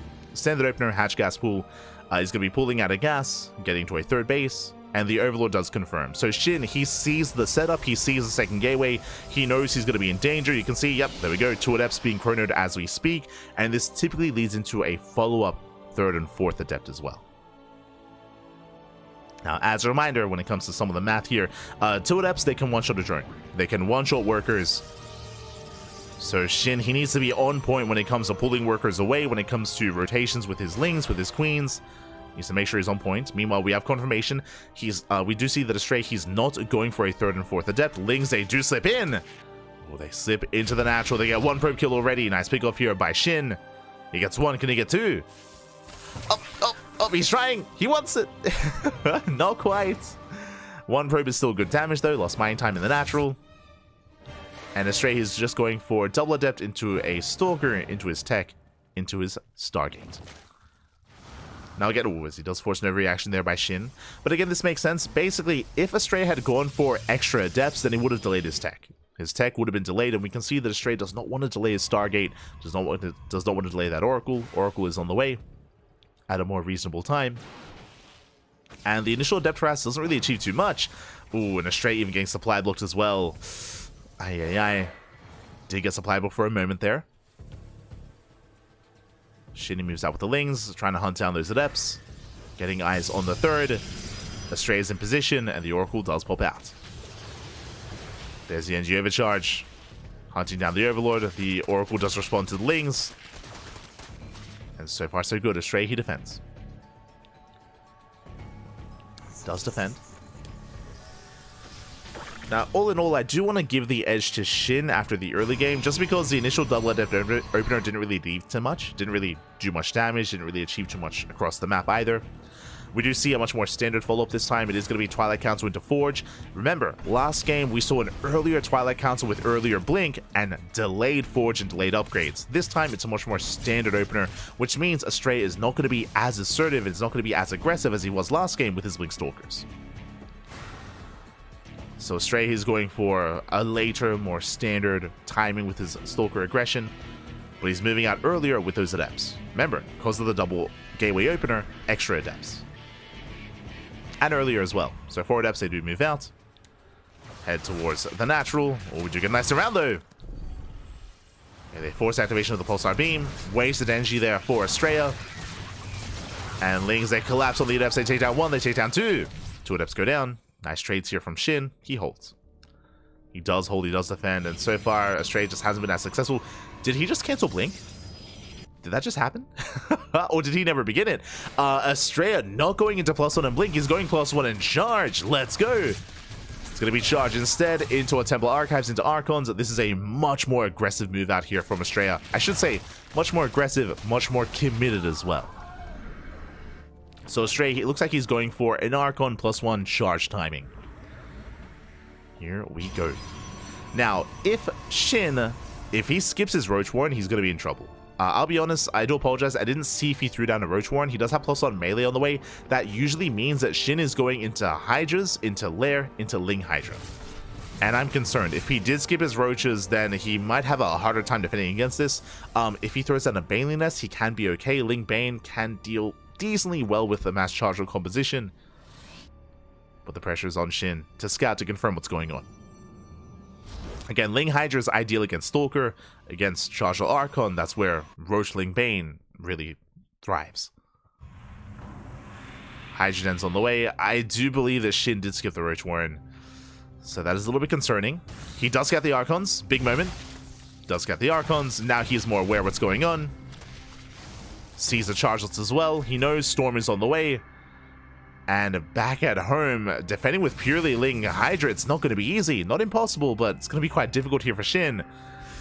He's throwing down Spine Crawlers as we speak. The army has arrived, and Shin is getting caught with his pants down. 11 Hydras are on the way, but they're just now in production. It's only pure Ling to defend, and against Archon's Lings, they do nothing. Shin in a lot of trouble. Again, this scout was too late. Like, the realization here from Shin was just far too late. Expansion is going to go down, and can Astrea gain more value here? Spankle is on the way, more Warpins. 17 Hydras in production. They're just now popping out. Ooh, brutal force field as Zealots dive into the mineral line. Archon's pushing in. 1 Hydra will go down. There is that Stasis Trap, bear that in mind. And it looks like Shin, he should have enough. Yeah, he should have enough. Astrea needs to back off. Needs to back off from here. Now, from this moment, Shin has map control until Storm. Storm is done now. It took a couple of seconds there. Storm was not ready with the main army. Massive stasis going on for the Lings. 4th base was denied. Shin, he's stuck on an even base count with the Protoss, which means that Shin is behind economically. And Astrea, he's gearing up and getting ready for his follow-up move out, this time with Storm. And as you can imagine, Ling Bane Hydra melts against Storm. This is where, right now, what Shin needs is Lurkers. More than anything, Lurkers are necessary, they're required. Without Lurkers, it's going to be a tough hold. It's going to be a very difficult position here for Shin. Speaking of Lurkers, there it is. Lurker Den is on the way. You can see it on the production tab. Likewise, Shin is also working towards... Shin is also working towards the Infestation Bit into Hydras. Sorry, into Hive, what I meant to say. So, Hive Tech, Hydra Lurker Viper is on the horizon, but Shin needs more time. He needs more time for those Lurkers. Until then, Astrea does have quite a bit of momentum going his way. He has a lot of potential with his army, I should say. Shin is trying to go for the gold. The rocks in the center of the map have expired. So Astrea can threaten that mineral line. For now, just staying back at home, taking a 4th base. Gearing up. 2nd robo is done. Astrea is making 2 immortals at a time. If you are unfamiliar with how these compositions work, Mass Immortal can shut down Lurker. So that is going to be Astrea's answer to the Lurkers, is investing into double immortal production.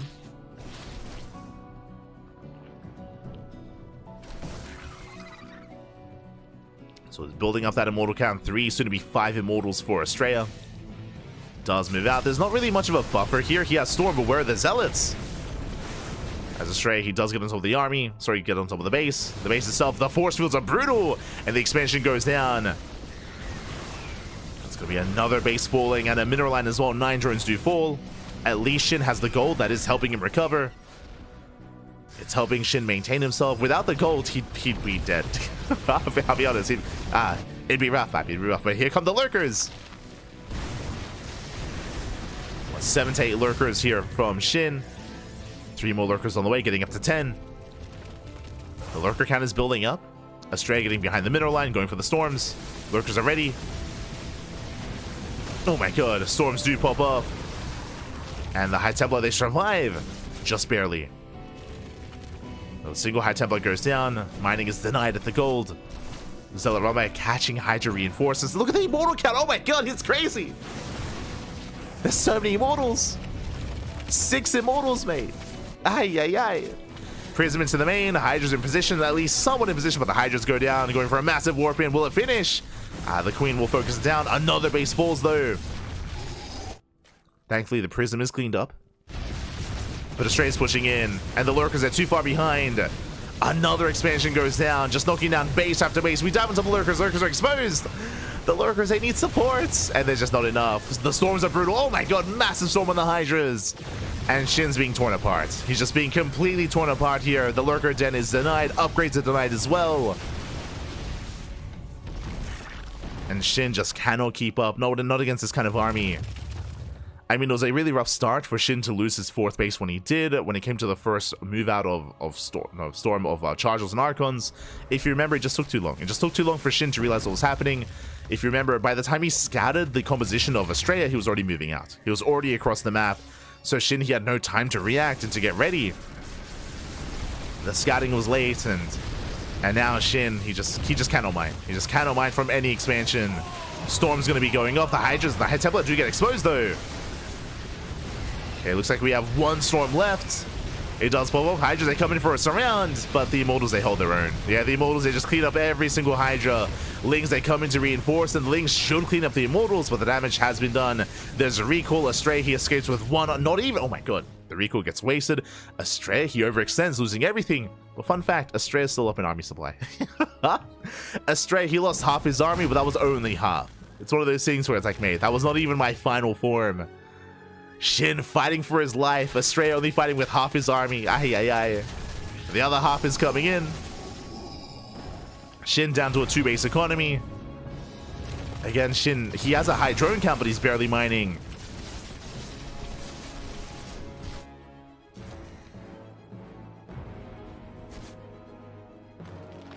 Ooh.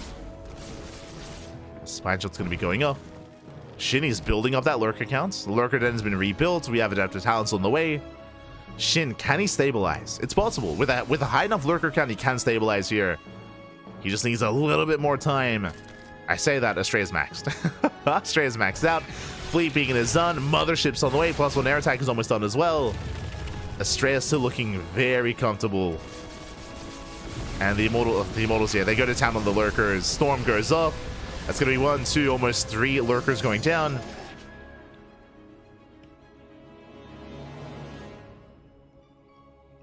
Shin trying to catch any kind of value here, any kind of reinforcements, but he runs into Zealots. Ay, ay, ay. Zealots, they can have their way with Ling Hydra as long as they don't overextend. Oh, we can see Shin coming in for the surround. It does collapse on the army. Nicely done. Is there another storm? There is. Storm goes off on the Hydras. At the same time, oh, the lurker line gets broken. Astrea pushing in. Going for the mineral line. You can see Shin trying to set up a surround himself. Collapsing on the army. Storm zones away. Oh, the Immortals go. Sorry, the lurkers go down. Yeah, it's going to be 3 lurkers falling. Another massive storm. And Shin's just being torn apart. He's just being torn apart. The storms are brutal. And Shin, he cannot keep up. Not anymore. GG gets called, and Astrea will take the 2-0. Oh my god. Calm down. He's popping off his chair. GG, well played. Whew. Astrea will take it, and Shin starts off with a loss here in Masters Coliseum in Group A. Whew. GG. GG, well played. A very, very intense series, but for the most part, Astrea, he was in control. He was in control of both Game 1 and in Game 2. Again, Astrea, he was for the most part dictating the pace of the game, and Shin had a really hard time keeping up with Astrea. Game 1, we saw Astrea flex his control, flex his micro. Fun fact, hold on. Do you see this? If we zoom in a little bit, there's a nice little like Super Saiyan aura around the winner. So Serral won the first series, Astrea won the second series, and he has like an aura. Oh, they're going Super Saiyan, baby. Let's go. They're going Super Saiyan. When do they go Super Saiyan 3? When do they like turn into massive hedgehogs? When does when does that happen? Just wanted to point that out. It's a nice little detail here for the graphic. I appreciate it. I appreciate it. They got that aura going. But yeah, so game one was a little more dominant from Astrea, just flexing his micro, flexing his control, flexing his map awareness, and again, map movements. Here in game two, it came down to a more aggressive build from Astrea, and as we were pointing out at the time, SHIN, he did not realize what was happening until it was too late. SHIN was going Ling Hydra, no Bailiness, no Roaches, so he was vulnerable to a Charged Archon timing, and when it arrived, SHIN couldn't stop it. SHIN, he could not stop the army, could not stop specifically that composition. We spoke about it, but typically, ideally against that, you want either Bailings or Roaches, one or the other. But again, SHIN didn't know. SHIN didn't know what was happening until it was too late. Then he lost his base, he lost his expansion, he had some really rough trades, and Astrea gained momentum from there. He never quite let go of it. Never let go of that momentum, so congratulations there from Astrea. Just, yeah, it was just a really dynamic and very aggressive series from Astrea that leads us into the final series of the night. Let's go. It's going to lead us here into the final match. We have one best of 3 remaining here. Up next after the break is going to be Cure versus Astrea in a TVP. See you guys after the break. Take this time, get some snacks, get some food, get some water, drain your disruptors, massage your marines, and hydrate all of your hydras. We're going to be back here with a Terran versus Protoss. See you soon.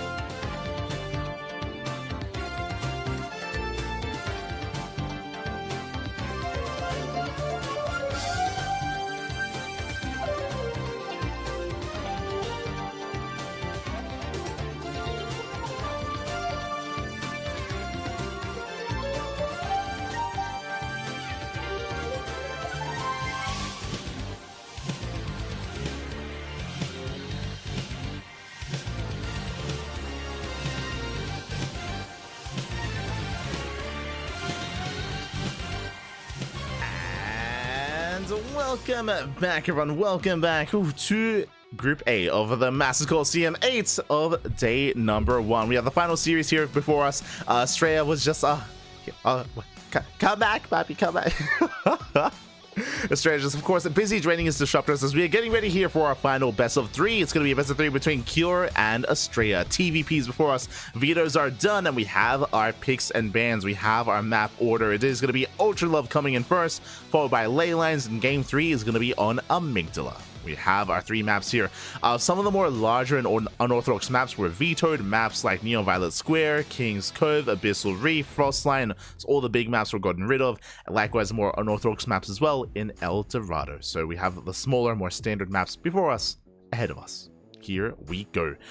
And we'll see which of our players can thrive here. Astrea, he was able to pop off previously against SHIN, having a very strong performance. Likewise, Astrea, we've seen him time and time again take down Bjorn week after week after week in online Open Cups, whether it's the Biggest War Monday, whether it's events like the Wardy TV Monday as well, and even events like our own, like the Tenacious Turtle Tussle and the Sparkling Tunic Cup as well. Astrea has been on fire over the past couple of weeks, so again, you should be quite familiar with at least his PVT as of late, especially if you've been watching this channel. And we'll see how he compares to Cure.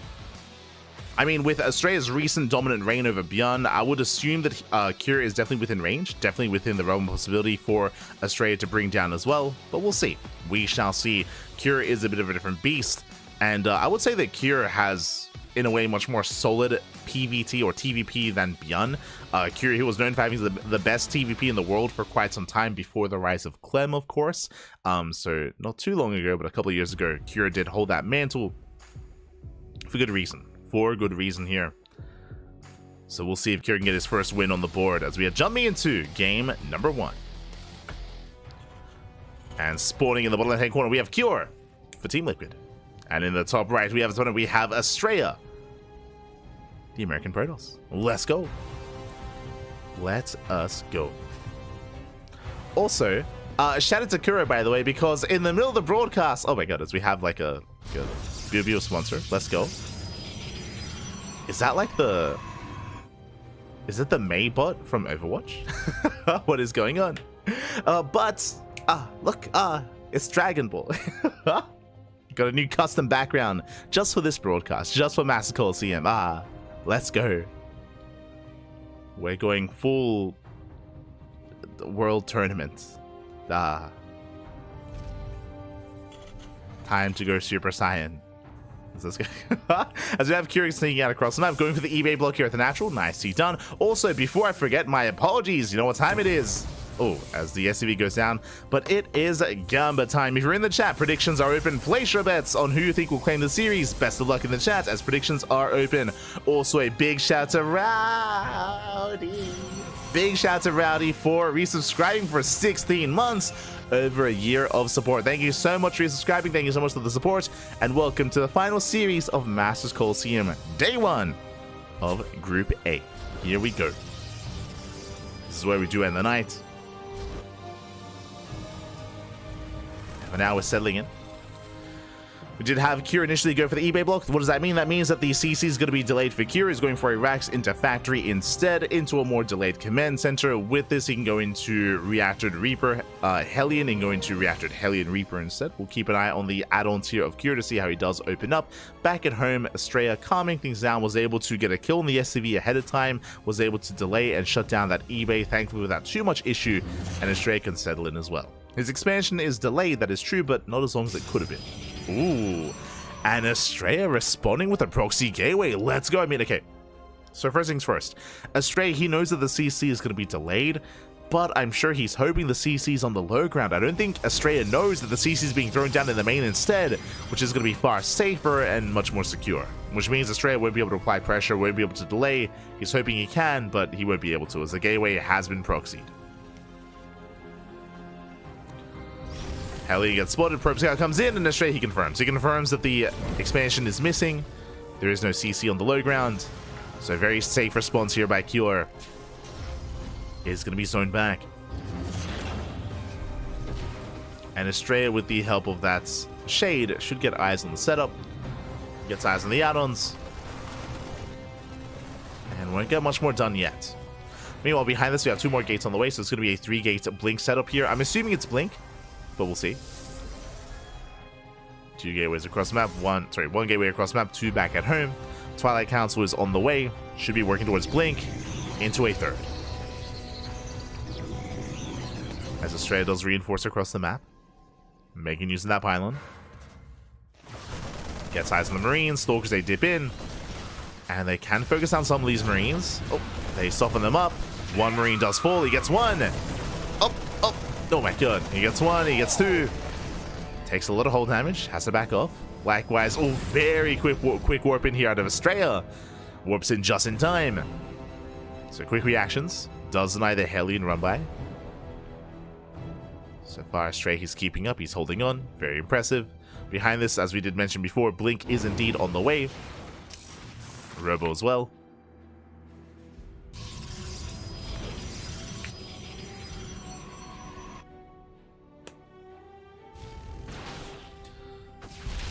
Astrea, he does shut down the initial Hellion. He spots the medevac drop as well. Very nicely done. As Kira moves out, remember these are vanilla Marines, but the medevac takes a lot of hits, takes a lot of damage. And the Marines are shut down. Very nice cleanup here by Astrea. He gains map control. Shuts down the drop. Back at home, Kira goes for an add-on swap. He's going into tank Banshee production. This looks almost like a 2-base all-in. Regardless, going to be very committed on 2 bases. Very committed. Banshee plus tank plus bio production as well. Kira does dip into the main. But Astrea, he responds in time. Stalker taking a lot of damage, but Astrea, he holds his own. Ooh, nice snipe there on the medevac. Likewise, they're kiting here, but Astrea, he will lose 1 of his sentries. Up, oh, the Stalker, oh no, we'll lose the Stalker as well. Bit of miscontrol there by Astrea. A little bit. So Kira just getting as much value as he can. That was still a better trade for Astrea, though. Astrea, he lost 1 Stalker and 1 sentry against a drop full of Marines. So better trade for Astrea. Behind this, taking up into a bay and towards Colossus production. Meanwhile, Kira is still committed on 2 bases. He's building up Marines, building up tanks, building up his Banshees, getting ready for his eventual push. And we'll see what he can get done. For now, he's stuck at home. He's stuck, he's contained. What I will say is that it looks like Astrea's 3rd base is delayed. Yeah, it is delayed in favor of the Robo, in favor of Immortal production. Banshee moves out, gets across the map. Remember, this is a cloakless Banshee, I believe. No upgrades on it. Just a vanilla Banshee. Yeah. No upgrades. Does hit the natural. Gets 1. Gets 2 probes. Forces a recall. Getting up to 3 worker kills. Very nice damage dealt here by Cure.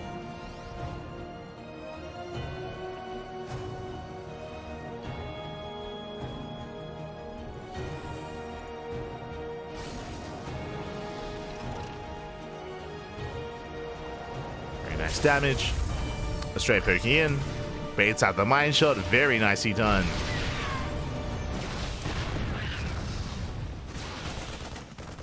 So let's poke forward again, just shaving off whatever units he can. Good value. And this time he keeps up with the Banshee. 1 more probe does fall. But Astrea, he's holding his own.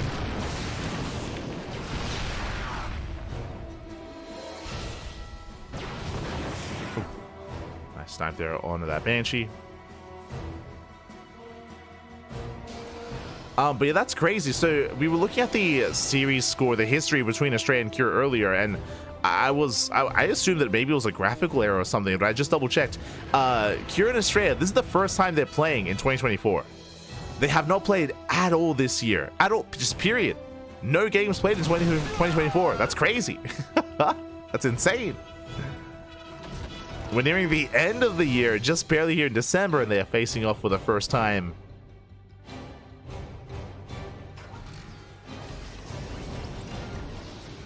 Again, I guess they've just been missing each other in KSLs and in these open cups. I mean, Kira doesn't really play in many open cups to begin with. Fair. Kira rotates. He's committed here on 2 bases. 3rd CC is on the way. Astrea trying to slow this down. So far, he's keeping up. Tanks, they siege. Ooh, within range. Tank blow is going off in the Stalkers. And Astrea's just trying to buy time. Nice force field. Picks off 1 Marauder for a Stalker. Gets 1 Marauder. 2nd Colossus has arrived. Reinforcements on the way for Kira. Astrea getting ready here for a Zealot counterattack. As he takes down another Stalker.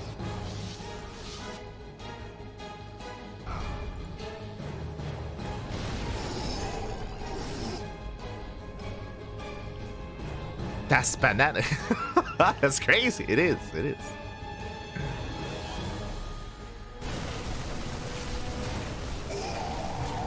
As Astrea just trying to catch reinforcements. Alas, there's plenty here to defend. Cure, he does hold on. We'll lose 4 CVs though, and you can see Astrea rotating his entire army. And Cure, he does miss his rotation. This is a risky maneuver here by Astrea, but he does come in from behind. Bypasses the main army. And do we go for a base trade? Yeah, Curie's committing. We're going for the base. Oh, let's go. We're going for the base trade. Astrea dives into the natural. Force fields the ram. Third base is denied. And all these SCVs will fall at the same time, though. Curie just dims into the natural, and he does deny that disruptor. Archer's pylon goes down. Disruptor will not pop out. Here, he should be going into the main from here. And he can camp the production. Likewise, Astrea, he's stuck here at the natural. He recalls back home. Does go for the recall. Tanks are exposed. And can Astrea break out? I mean, the tanks, again, there's not really much to support them. Astrea did leave 1 Colossus across the map. Marines do rotate back around. And here we go. Astrea comes in with his rally. Bleaks in. We'll take down 2 of those tanks. Nice juggling here with the Colossus. And Astrea, he will clean this up. Takes down every single tank. The bio as well. 1 medevac escapes. Meanwhile, across the map, looks like Colossus did fall. So nice pick up. Nice pick up from Cure. Does kill 1 Colossus. But he's stuck on 1 base. Like Cure, his economy is non-existent. It's down to 27 SCVs, 1 base economy. And Astrea, he has 3 Nexi. He has 3 bases. May have lost his natural, but his base count is still looking quite healthy. His probe count as well. And Cure's in trouble. Cure's in a lot of trouble here. Again, they're just pointing out that 1 Colossus that was left across the map that did fall. That we did mention. And Cure's on the timer. The longer this goes on, the worse it is for Cure. DTs are coming in as well, though. The DTs. There's no scans. He just muled. He just scanned across the map. Pushing in towards a third. Astrea pulls away. And workers are going. I mean, Cure was already all in. He was already all in. Now even more so. He does take down the expansion, but that doesn't matter. The reality is here that Astrea, he still has the greater economy. Cure, he's down to 13 SCVs, less than a 1 base economy for Cure. Ay, ay, ay. And all Astrea has to do is survive. Just survive, Fafi. That's the win condition for Astrea. Just live. Cure, he's turning back around, rotating with his main army. Scan takes down 1 DT. There's still 1 left. Natural base is burning. Now you can see Cure rotating over towards left-hand side. Now, what's important here, the army supply. The army supplies are comparable. Right, at least right now. Right now, the army supplies are quite comparable, which means Cure can win a fight. He can win a fight, but that's all he has. Just 1 big fight. That's all that Cure has available to him. Astrea, he spots the army. He responds. Oof. Takes down a Marine. Gets a Widow Mine as well. The Lib goes down. Ay, ay, ay. Cure just getting picked apart, bleeding out Medivacs. Liberators. GG gets called, and Astrea will take game number 1. Whew. Let's go. I'm telling you, Papi. He's been on fire recently. For those that are curious about the rise of Astrea, something that I should have brought up previously, it isn't just that Astrea has been improving and has been getting better and better results. I was referring earlier how Astrea has been having his way with Bjorn, for example, week after week after week in these online tournaments like Pigasaur Mondays or Woody TV Mondays or KSLs. But it isn't just Astrea, it's Astrea and Trigger. Astrea and Trigger, they both have been improving, and a lot of this is in the aftermath of EWC. And if you are not in the know, if you don't know what happened leading into EWC, Astrea, Trigger, Clem as well, alongside Future, they were all living in Korea.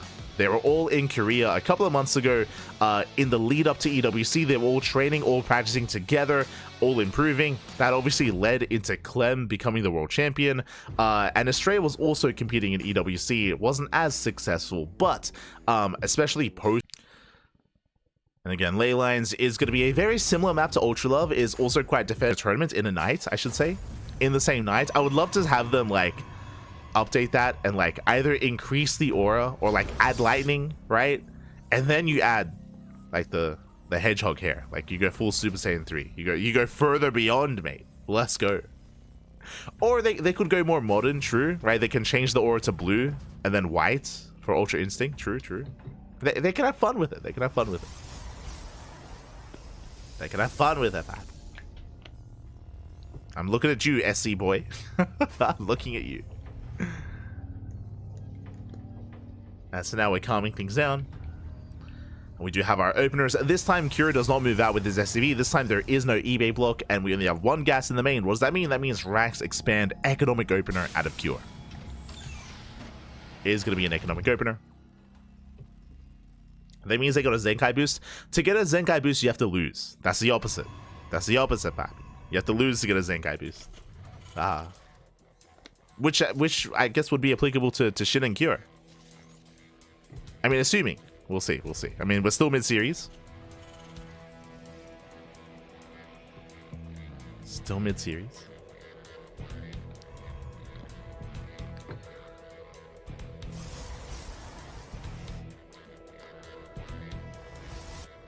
So now, we do have Cure getting a CC on location, as we mentioned. Again, economic open out of Cure this time, so we're going to be calming things down, and the early game isn't going to be as aggressive or as intense. As we settle in.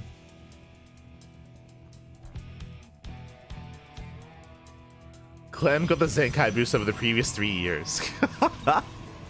No, he was in that water tank for 3 years back. Oh no.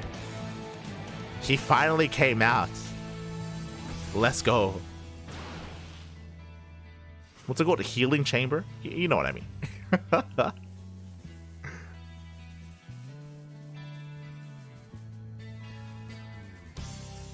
As of now, Cure getting into his... Oh, interesting. So, Cure, he goes for a second Rax before the starports. This is a 2-1-1 variation. Very interesting. So, with this, Cure is going to be prioritizing bioproduction. He's getting into further Marines, going in towards faster stim, I believe. We should be seeing a tech lab into faster stim instead. This is a little bit more unorthodox. More of an unorthodox build here from Cure. 2-1-1s are not unheard of in this matchup. They were very trendy last year by some of the Korean Terran players like Maru, Maru and Byun. That eventually did kind of lead into Clem and some of the other Terran players embracing it as well. But that only lasted like a month or two before it was phased out once again. Assuming that we get that tech lab. Yeah, there we go. Stim is on the way. Stim is on the way. Cure going to be starting things off with a Widowmine drop first, followed by the bio push. As is that third Rax now being thrown down. So we have our 3-1-1 setup. Here comes that mine drop, and the bio army is amassing. Hallucination Scout will confirm that the second Rax is already done, and the Stim is already on the way. So Astrea now knows that there's going to be a Stim timing after the mine drop. Astrea is now aware. He responds with a Robo. Ideally, Astrea wants a Colossus as quickly as possible to deal with that bio move out.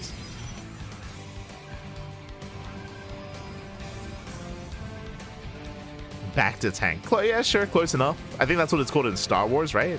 I think. Yes, close enough. As the Mindrill comes in, does the mining here at the natural. One shot goes off. There's still one left. Oh, no blink. Wait, is blink done? I think it is. Ooh. Nice retarding there. Takes down the Sentry. So a bit of miscontrol there by Astrea. The Sentry's quite valuable, especially when it comes to Hallucination Scouts. So it does get shut down. Astrea now resaturating that natural. Hallucination does confirm the 3-1-1 setup, does get eyes on all the bio, and it's going to be on Astrea to slow down the push. Likewise, Cure did save one of his Widowmines. Did save it. Is poised to dive back in.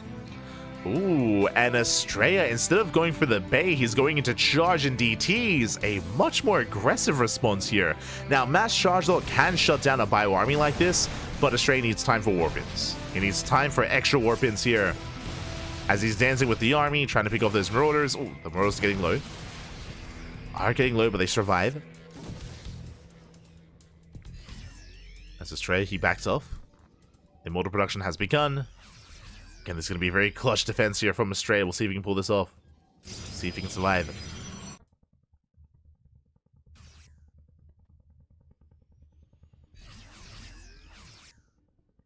He does spot the move out. Nice control. Charge is now more than halfway done. More Warpins are coming in. The Observer does have eyes on the move out as well. So Astrea, he knows he's safe, and Curie goes for a third CC on location. So not a 2-base all in, he's expanding. Waiting for his reinforcements to arrive. And does Astrea have any sentries? Does he have any? Okay, he does. He does have force fields. Curie scans ahead of time. Widowmine goes down. Nice clean up there by Astrea. As the drop does distract. Astrea keeping up with the main army. Where are the force fields? Up! He steps in! Does go for the sim. Decent force fields. Does lock down the army. Whew. Good chunk of Marines do fall. But those were the only force fields for Astrea. But now he's up to 2 Immortals, and he's fine. Yeah, he should be able to hold his own. Shields are triggered. DT counterattack on the way. Dark Shrine is done. Astrea morphing in 3 DTs. The Templar, they're going to be waddling in. And Cure, does he respond in time? He does have an army back at home, but does he have a scan? Oh, he does. He has 1 scan. Soon to be 2. So scans are going to be available. DTs, they spread out in between the bases. Cure, he doesn't notice. He's focusing on his push. The army gets spotted. And Astrea, he does pull the trigger. Yeah, DTs in every single mineral line. Does engage with the main army. Does have force fields. Speaking of, going for the Guardian Shield. Keeping up. That's going to be 10 SCVs going down. Cure getting pulled apart. Oh my god. There's our first scan. 11 SCV kills. There's still another DT in the main. And it will force out another scan. 12 SCVs. Cure falling far behind in the economy is down 20 workers. And the DT harass continues. Is there another scan? Oh, they're checking. They're checking for a scan. There's no scan! Currently, there is no scan. He needs a couple more seconds. But thankfully, the turret is on the way. There we go. There's that final scan. More DTs waddling in. Now, the big thing that Astrea is missing right now is splash damage. Whether it's Storm, Colossus, or Disruptors, that is something that he is lacking. We have the first Colossus on the way, but it's just going to be 1. Like, without critical mass or a greater number, a greater army of Colossus, it's going to be difficult fighting head-on here. But he is building up. Army sims in. Decent concave here from Astrea. He's holding his own. Linking forward, shaving off some Marines. At the same time, Cure going for a double drop in towards that natural. Is spotted by the pylon.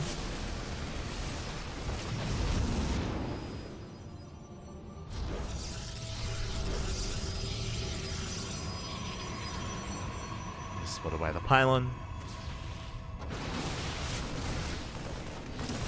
Double drop commits into the natural.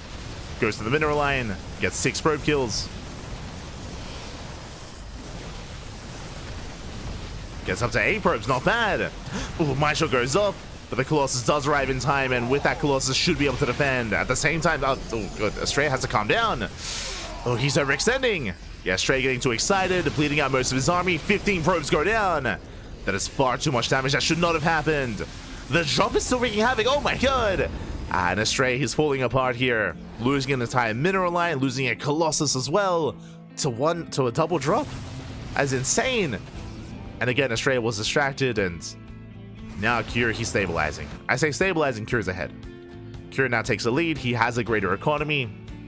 He's up in workers plus mules. He's even on bases. The 4th base is not up and running for Astrea. Zella drop towards the natural. Oh, Prism goes down. And Cure is looking solid. Cure, he's looking solid here. And it will soon move out, and Astrea's in a lot of trouble. We'll see if he can somehow hold on and somehow survive.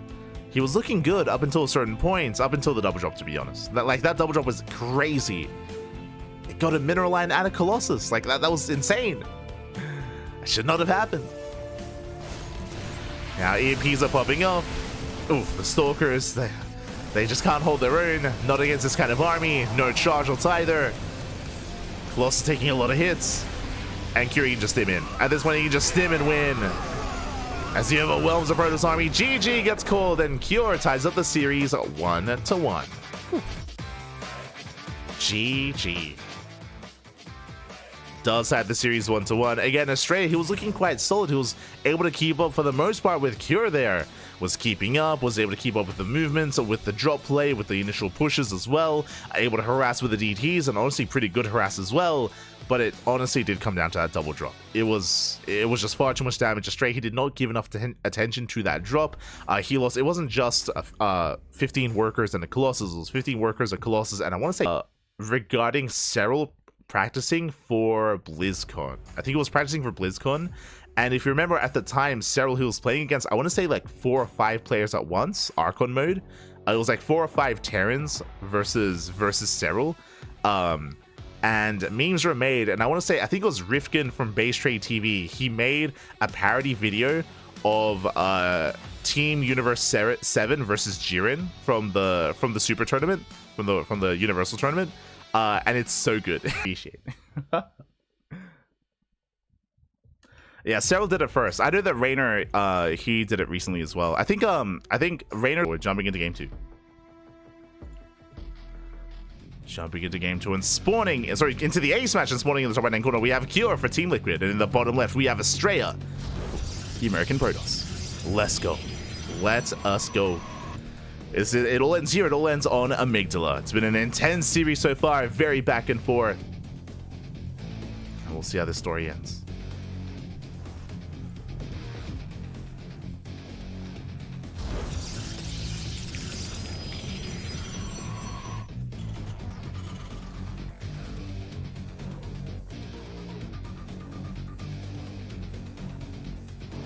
I found it. We'll watch it later. We'll watch it later. It's gonna get us copyright striked. But yes, it was Serral's practice for BlizzCon 2018. Beautiful, beautiful. If you're in the chat, I'll link it. I'll link it in Twitch chat, and I'll link it in YouTube chat as well, so you guys can watch it in your free time. But yeah, that was back in 2018. But now we're going to be settling in. We do have once again Cure going for a single gas opener. So he's going for a Rax expand. Economic start here by Cure once again, 2 games in a row. And meanwhile, Astrea just setting up back at home, going for a gate expand into Cybercore. Standard opener out of Astrea, economic opener out of Cure. This time we have our CC on the low ground.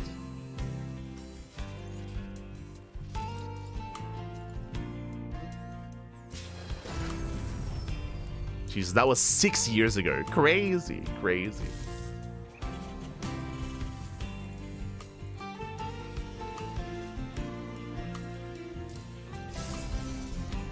It was it was Lambo, Laser, and Biotter and Spirit. Beautiful.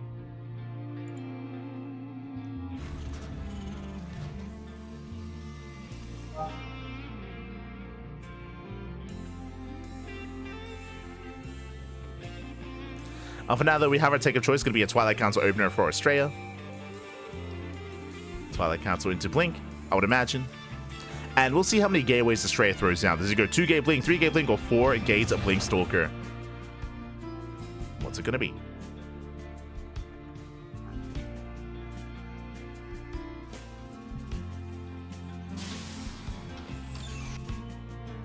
As once again, Astrea setting up for his probe, potentially setting up a proxy pylon and a proxy gateway across the map once again.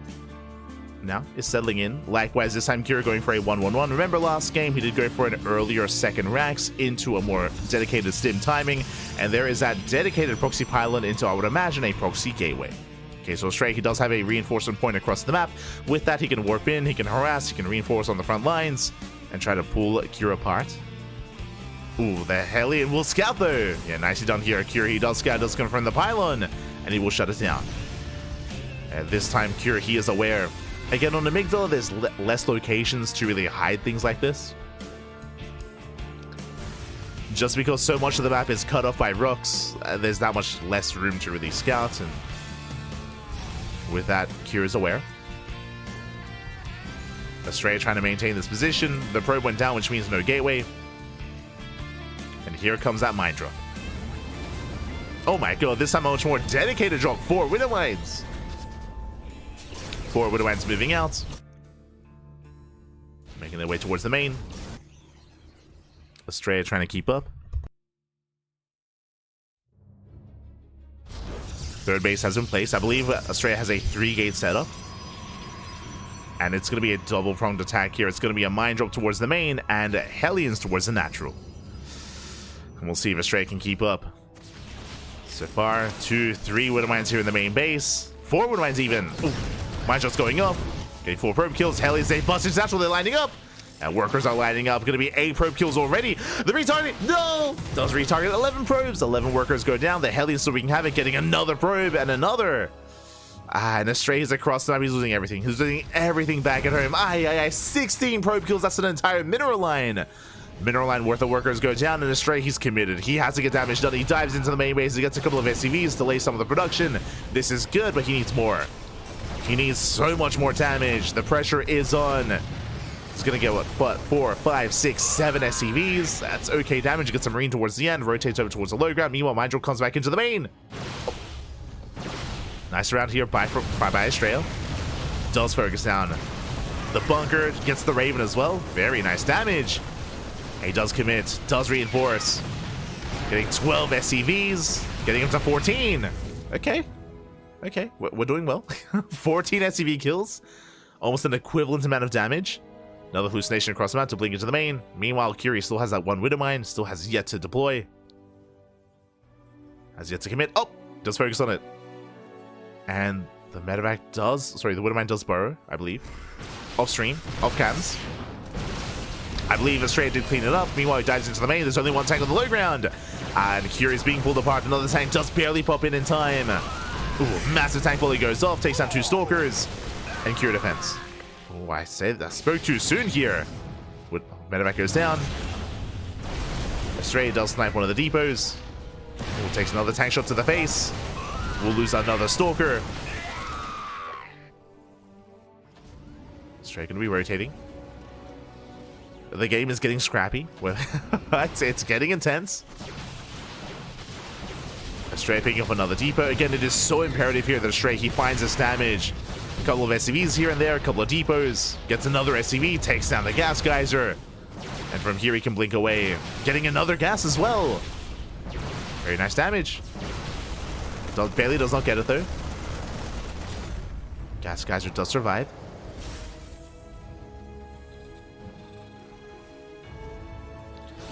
Astrea reinforcing once again. The tank should zone him away. And Astrea, similarly to game number 2, we have Astrea going into charge before splash damage. Going to charge lots.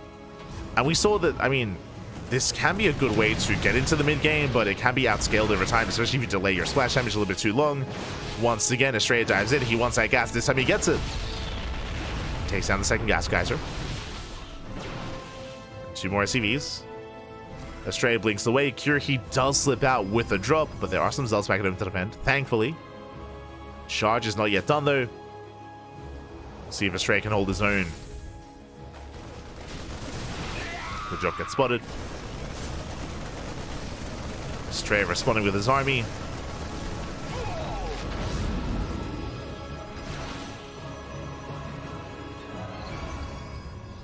This drop does head into the main.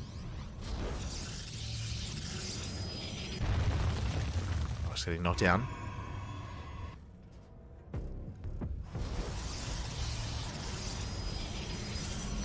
So in chat, this is Max Max. I thought all was meant to win with 4-gate blink.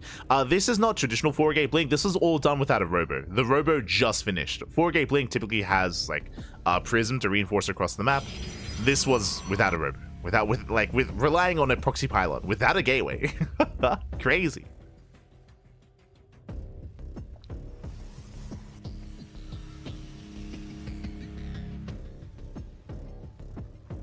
As Cure, he does slip in towards the third.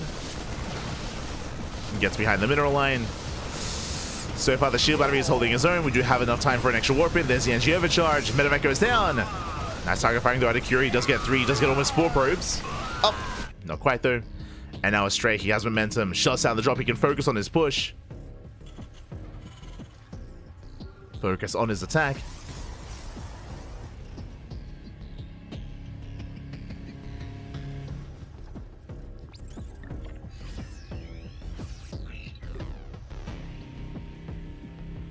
Spots the army. Ideally, Astrea wants to catch this on siege. Or catch Cure out on the map. So he does have eyes on the move out. As Cure moves out, Astrea is moving in. And Cure, does he commit to the base trade again like game 1, or does he race back home? Astrea catching reinforcements. Cure turns back around as Zealots peel off into the mineral line. They get a very nice positional play here. SCVs are falling. And Astrea, he's only losing he's only losing Zealots. Only minerals here. As he gets 11 SCV kills. Astrea backs up. He delays the move out, delays the push, gets a mineral line, 15 workers. And he recalls back home. He recalls all the way back home. He's getting ready for the push. At the same time, another Zealot run by. Baits at the Widow Mine. And Cure this time does not turn back around. He commits. Cure, he commits. He gets spotted by the Zelnaga. Astrea's getting ready. He has a Colossus. He's ready for this. And can catch the army unsieged. It's tempting. Is tempting, coming in for a surround. Oh, not the most well-timed though. Trying to set them up. Trying to set this up, and he commits. He blinks in. He takes out the tanks. He completely shuts us down. And Cure's in trouble. Losing all the tanks. Medevac's being targeted down as well. Nice snipes here from Astrea. Focuses down every single Medevac. One Medevac survives. And Curie's racing back home. Astrea just pulling him apart left and right. Again, honestly, a lot of this comes down to the positional play, comes down to the map vision, to the observer, the MVP observer seeing everything when it comes to the army movements. You can see there the observer pointing out. The observer here outside of the natural. The observer saw the observer. There we go. But that one observer, the actual MVP here, giving Astrea so much information when it comes to the movement of Cure. And he's setting up for another run by. Another run by towards the natural. Cure, he gets shut down. He's stuck at home. Astrea taking another expansion, getting a 5th. Double forge, double upgrades. Second robo as well. That should be for disruptors. And Astrea will soon max out. He will soon max. And Cure's not ready. Oh, he bleeds out 2 Marauders. That was not intentional. Miss rally there at a Cure. An expensive miss rally.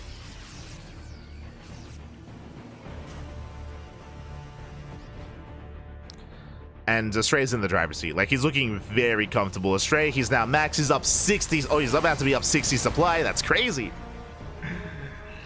And without any SimCity here, it's going to be a tough hold for Cure. He has a nice spread, that is true, but no bunkers, no depots. Astrea can collapse on this. And Astrea, he's looking to trade. He's just looking to trade out. We'll take a mine shot to the... Doesn't quite even take the mine shot to the face. Zealots catch reinforcements. Colossus moving in. And Astrea and Curie's just being forced further and further back. Being pinned against the wall. And what can Cure do? He has to pull the boys. Boys are being pulled to defend the natural. Likewise here at the third base. Cure, he's having trouble as well. He's just being overwhelmed. Yeah, at this point, Curie just can't really hold his own. Nova goes off. Massive connection. And GG gets called. The writing was on the wall, and Astrea will take the series at 2-1. Will take down Cure and SHIN. Looking cool, securing himself almost. GG. GG, papi, GG. Let's go. GG, well played. Astrea, he almost 2-0'd Cure as well. As a reminder, if you missed out on game number 2, Astrea was looking so good, so on fire. It was a cascading moment of just unfortunate events in game 2 for Astrea, where the drop came in. Astrea, he lost all of his stalkers, he lost 15 probes, lost a Colossus. It was just a brutal moment. It was just one wrong moment for Astrea in game 2, where everything just went south. But then took a breath, he took a moment, he was able to calm things down, settle into game 3 here, and we saw the Astrea that we know and love. I say that even here though, in game 3, it was actually it almost felt quite desperate for Astrea. Remember, Cure, he popped off. He killed 16 probes. He killed 16 workers with his drop play, with his Hellion Harass and Widowmine drop into the main, which was a very good start for Cure. And Astrea, he was almost all in at that moment. Remember, there was so much pressure on Astrea to counterattack. He killed, what was it, 14 SCVs? He killed 14 SCVs, 2 depots. He was able to delay some of the production. He was able to pick off some more key units as well. He picked off the Raven, if you remember. He picked off a bunker. There was just so much desperation there for Astrea. But he did it. He pulled it off. He got the damage that he needed to be able to stabilize and get ahead. Or stabilize and get back into the game itself.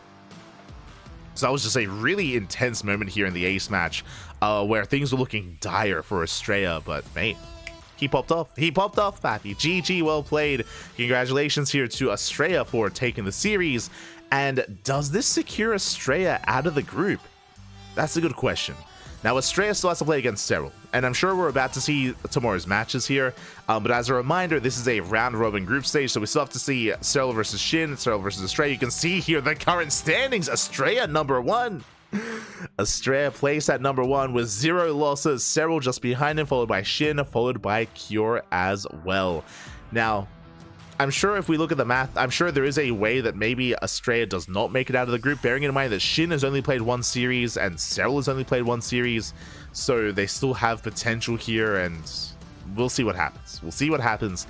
If it does come down to a tie-breaker, bearing in mind that Astrea has already taken down SHIN, in the head-to-head, so it'll come down to... we'll get to the math if we have to. But that might be a factor. That might be a deciding factor. As these are tomorrow's matches. We'll zoom in. Tomorrow's matches: Astrea versus Serral, Serral versus SHIN, and SHIN versus Cure. 3 matches remaining here tomorrow. Astrea is looking poised to make it out, but technically there are ways for that to be denied, especially if Serral and SHIN pop off. Cure with 2 losses will have a hard time making it out of the group, is what I will say. It might be impossible for Cure just because of the really rough start, but we'll confirm tomorrow. We will confirm tomorrow. Here we go. Oh. Just catching up. As it looks like with that, we're going to be wrapping up here tonight. With that, we are going to be wrapping up here tonight. Again, only 3 best of 3s, and if you want to tune into the remainder, to the finale of Group A, that's going to be tomorrow. Now, when it comes to Master Coliseum, again, this is a 2-month event. This week is Group A, next week, Group B, week after that, Group C, week after that, Group D, and the playoff bracket does begin on the 10th of January. So January is when the playoffs are upon us. In the lead up to that, we have, of course, the entirety of the group stage. So a very intense tournament, very intense bracket. Part of me, I'll be honest, part of me wishes that these were best of 5s, especially considering that we're only casting 3 matches. I would love to see some best of 5s here, but you know, the format is what it is, and it is going to be best of 3s initially here for the group stage at least. The playoff bracket, that's when the longer series begin. That's when we have your best of 5s, your best of 7s. That's when things will be getting much more intense as the tournament does progress. So bear that in mind. Otherwise, thanks for watching. Thanks for watching. Thanks for the support.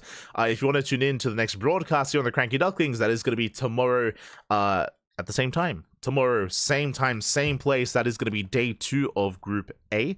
And the day after that, same time, same place. That's going to be Wardy TV Monday. The Wardy TV Monday here is going to be on Monday, of course. And the finale of Group A is going to be on Sunday.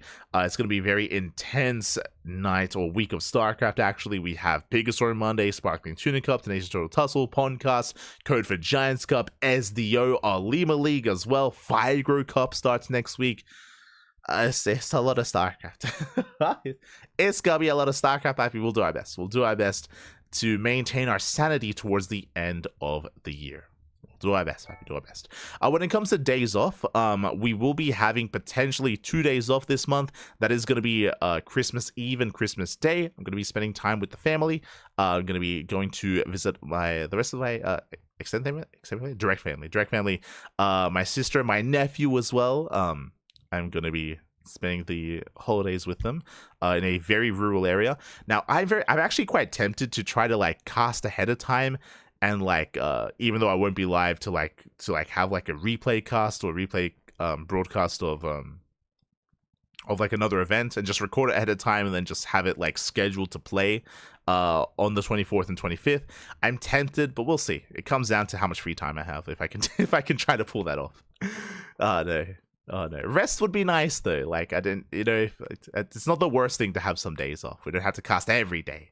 Regardless, with that, thanks for watching. Thanks for tuning in, and we'll see you guys tomorrow for the finale of Group A.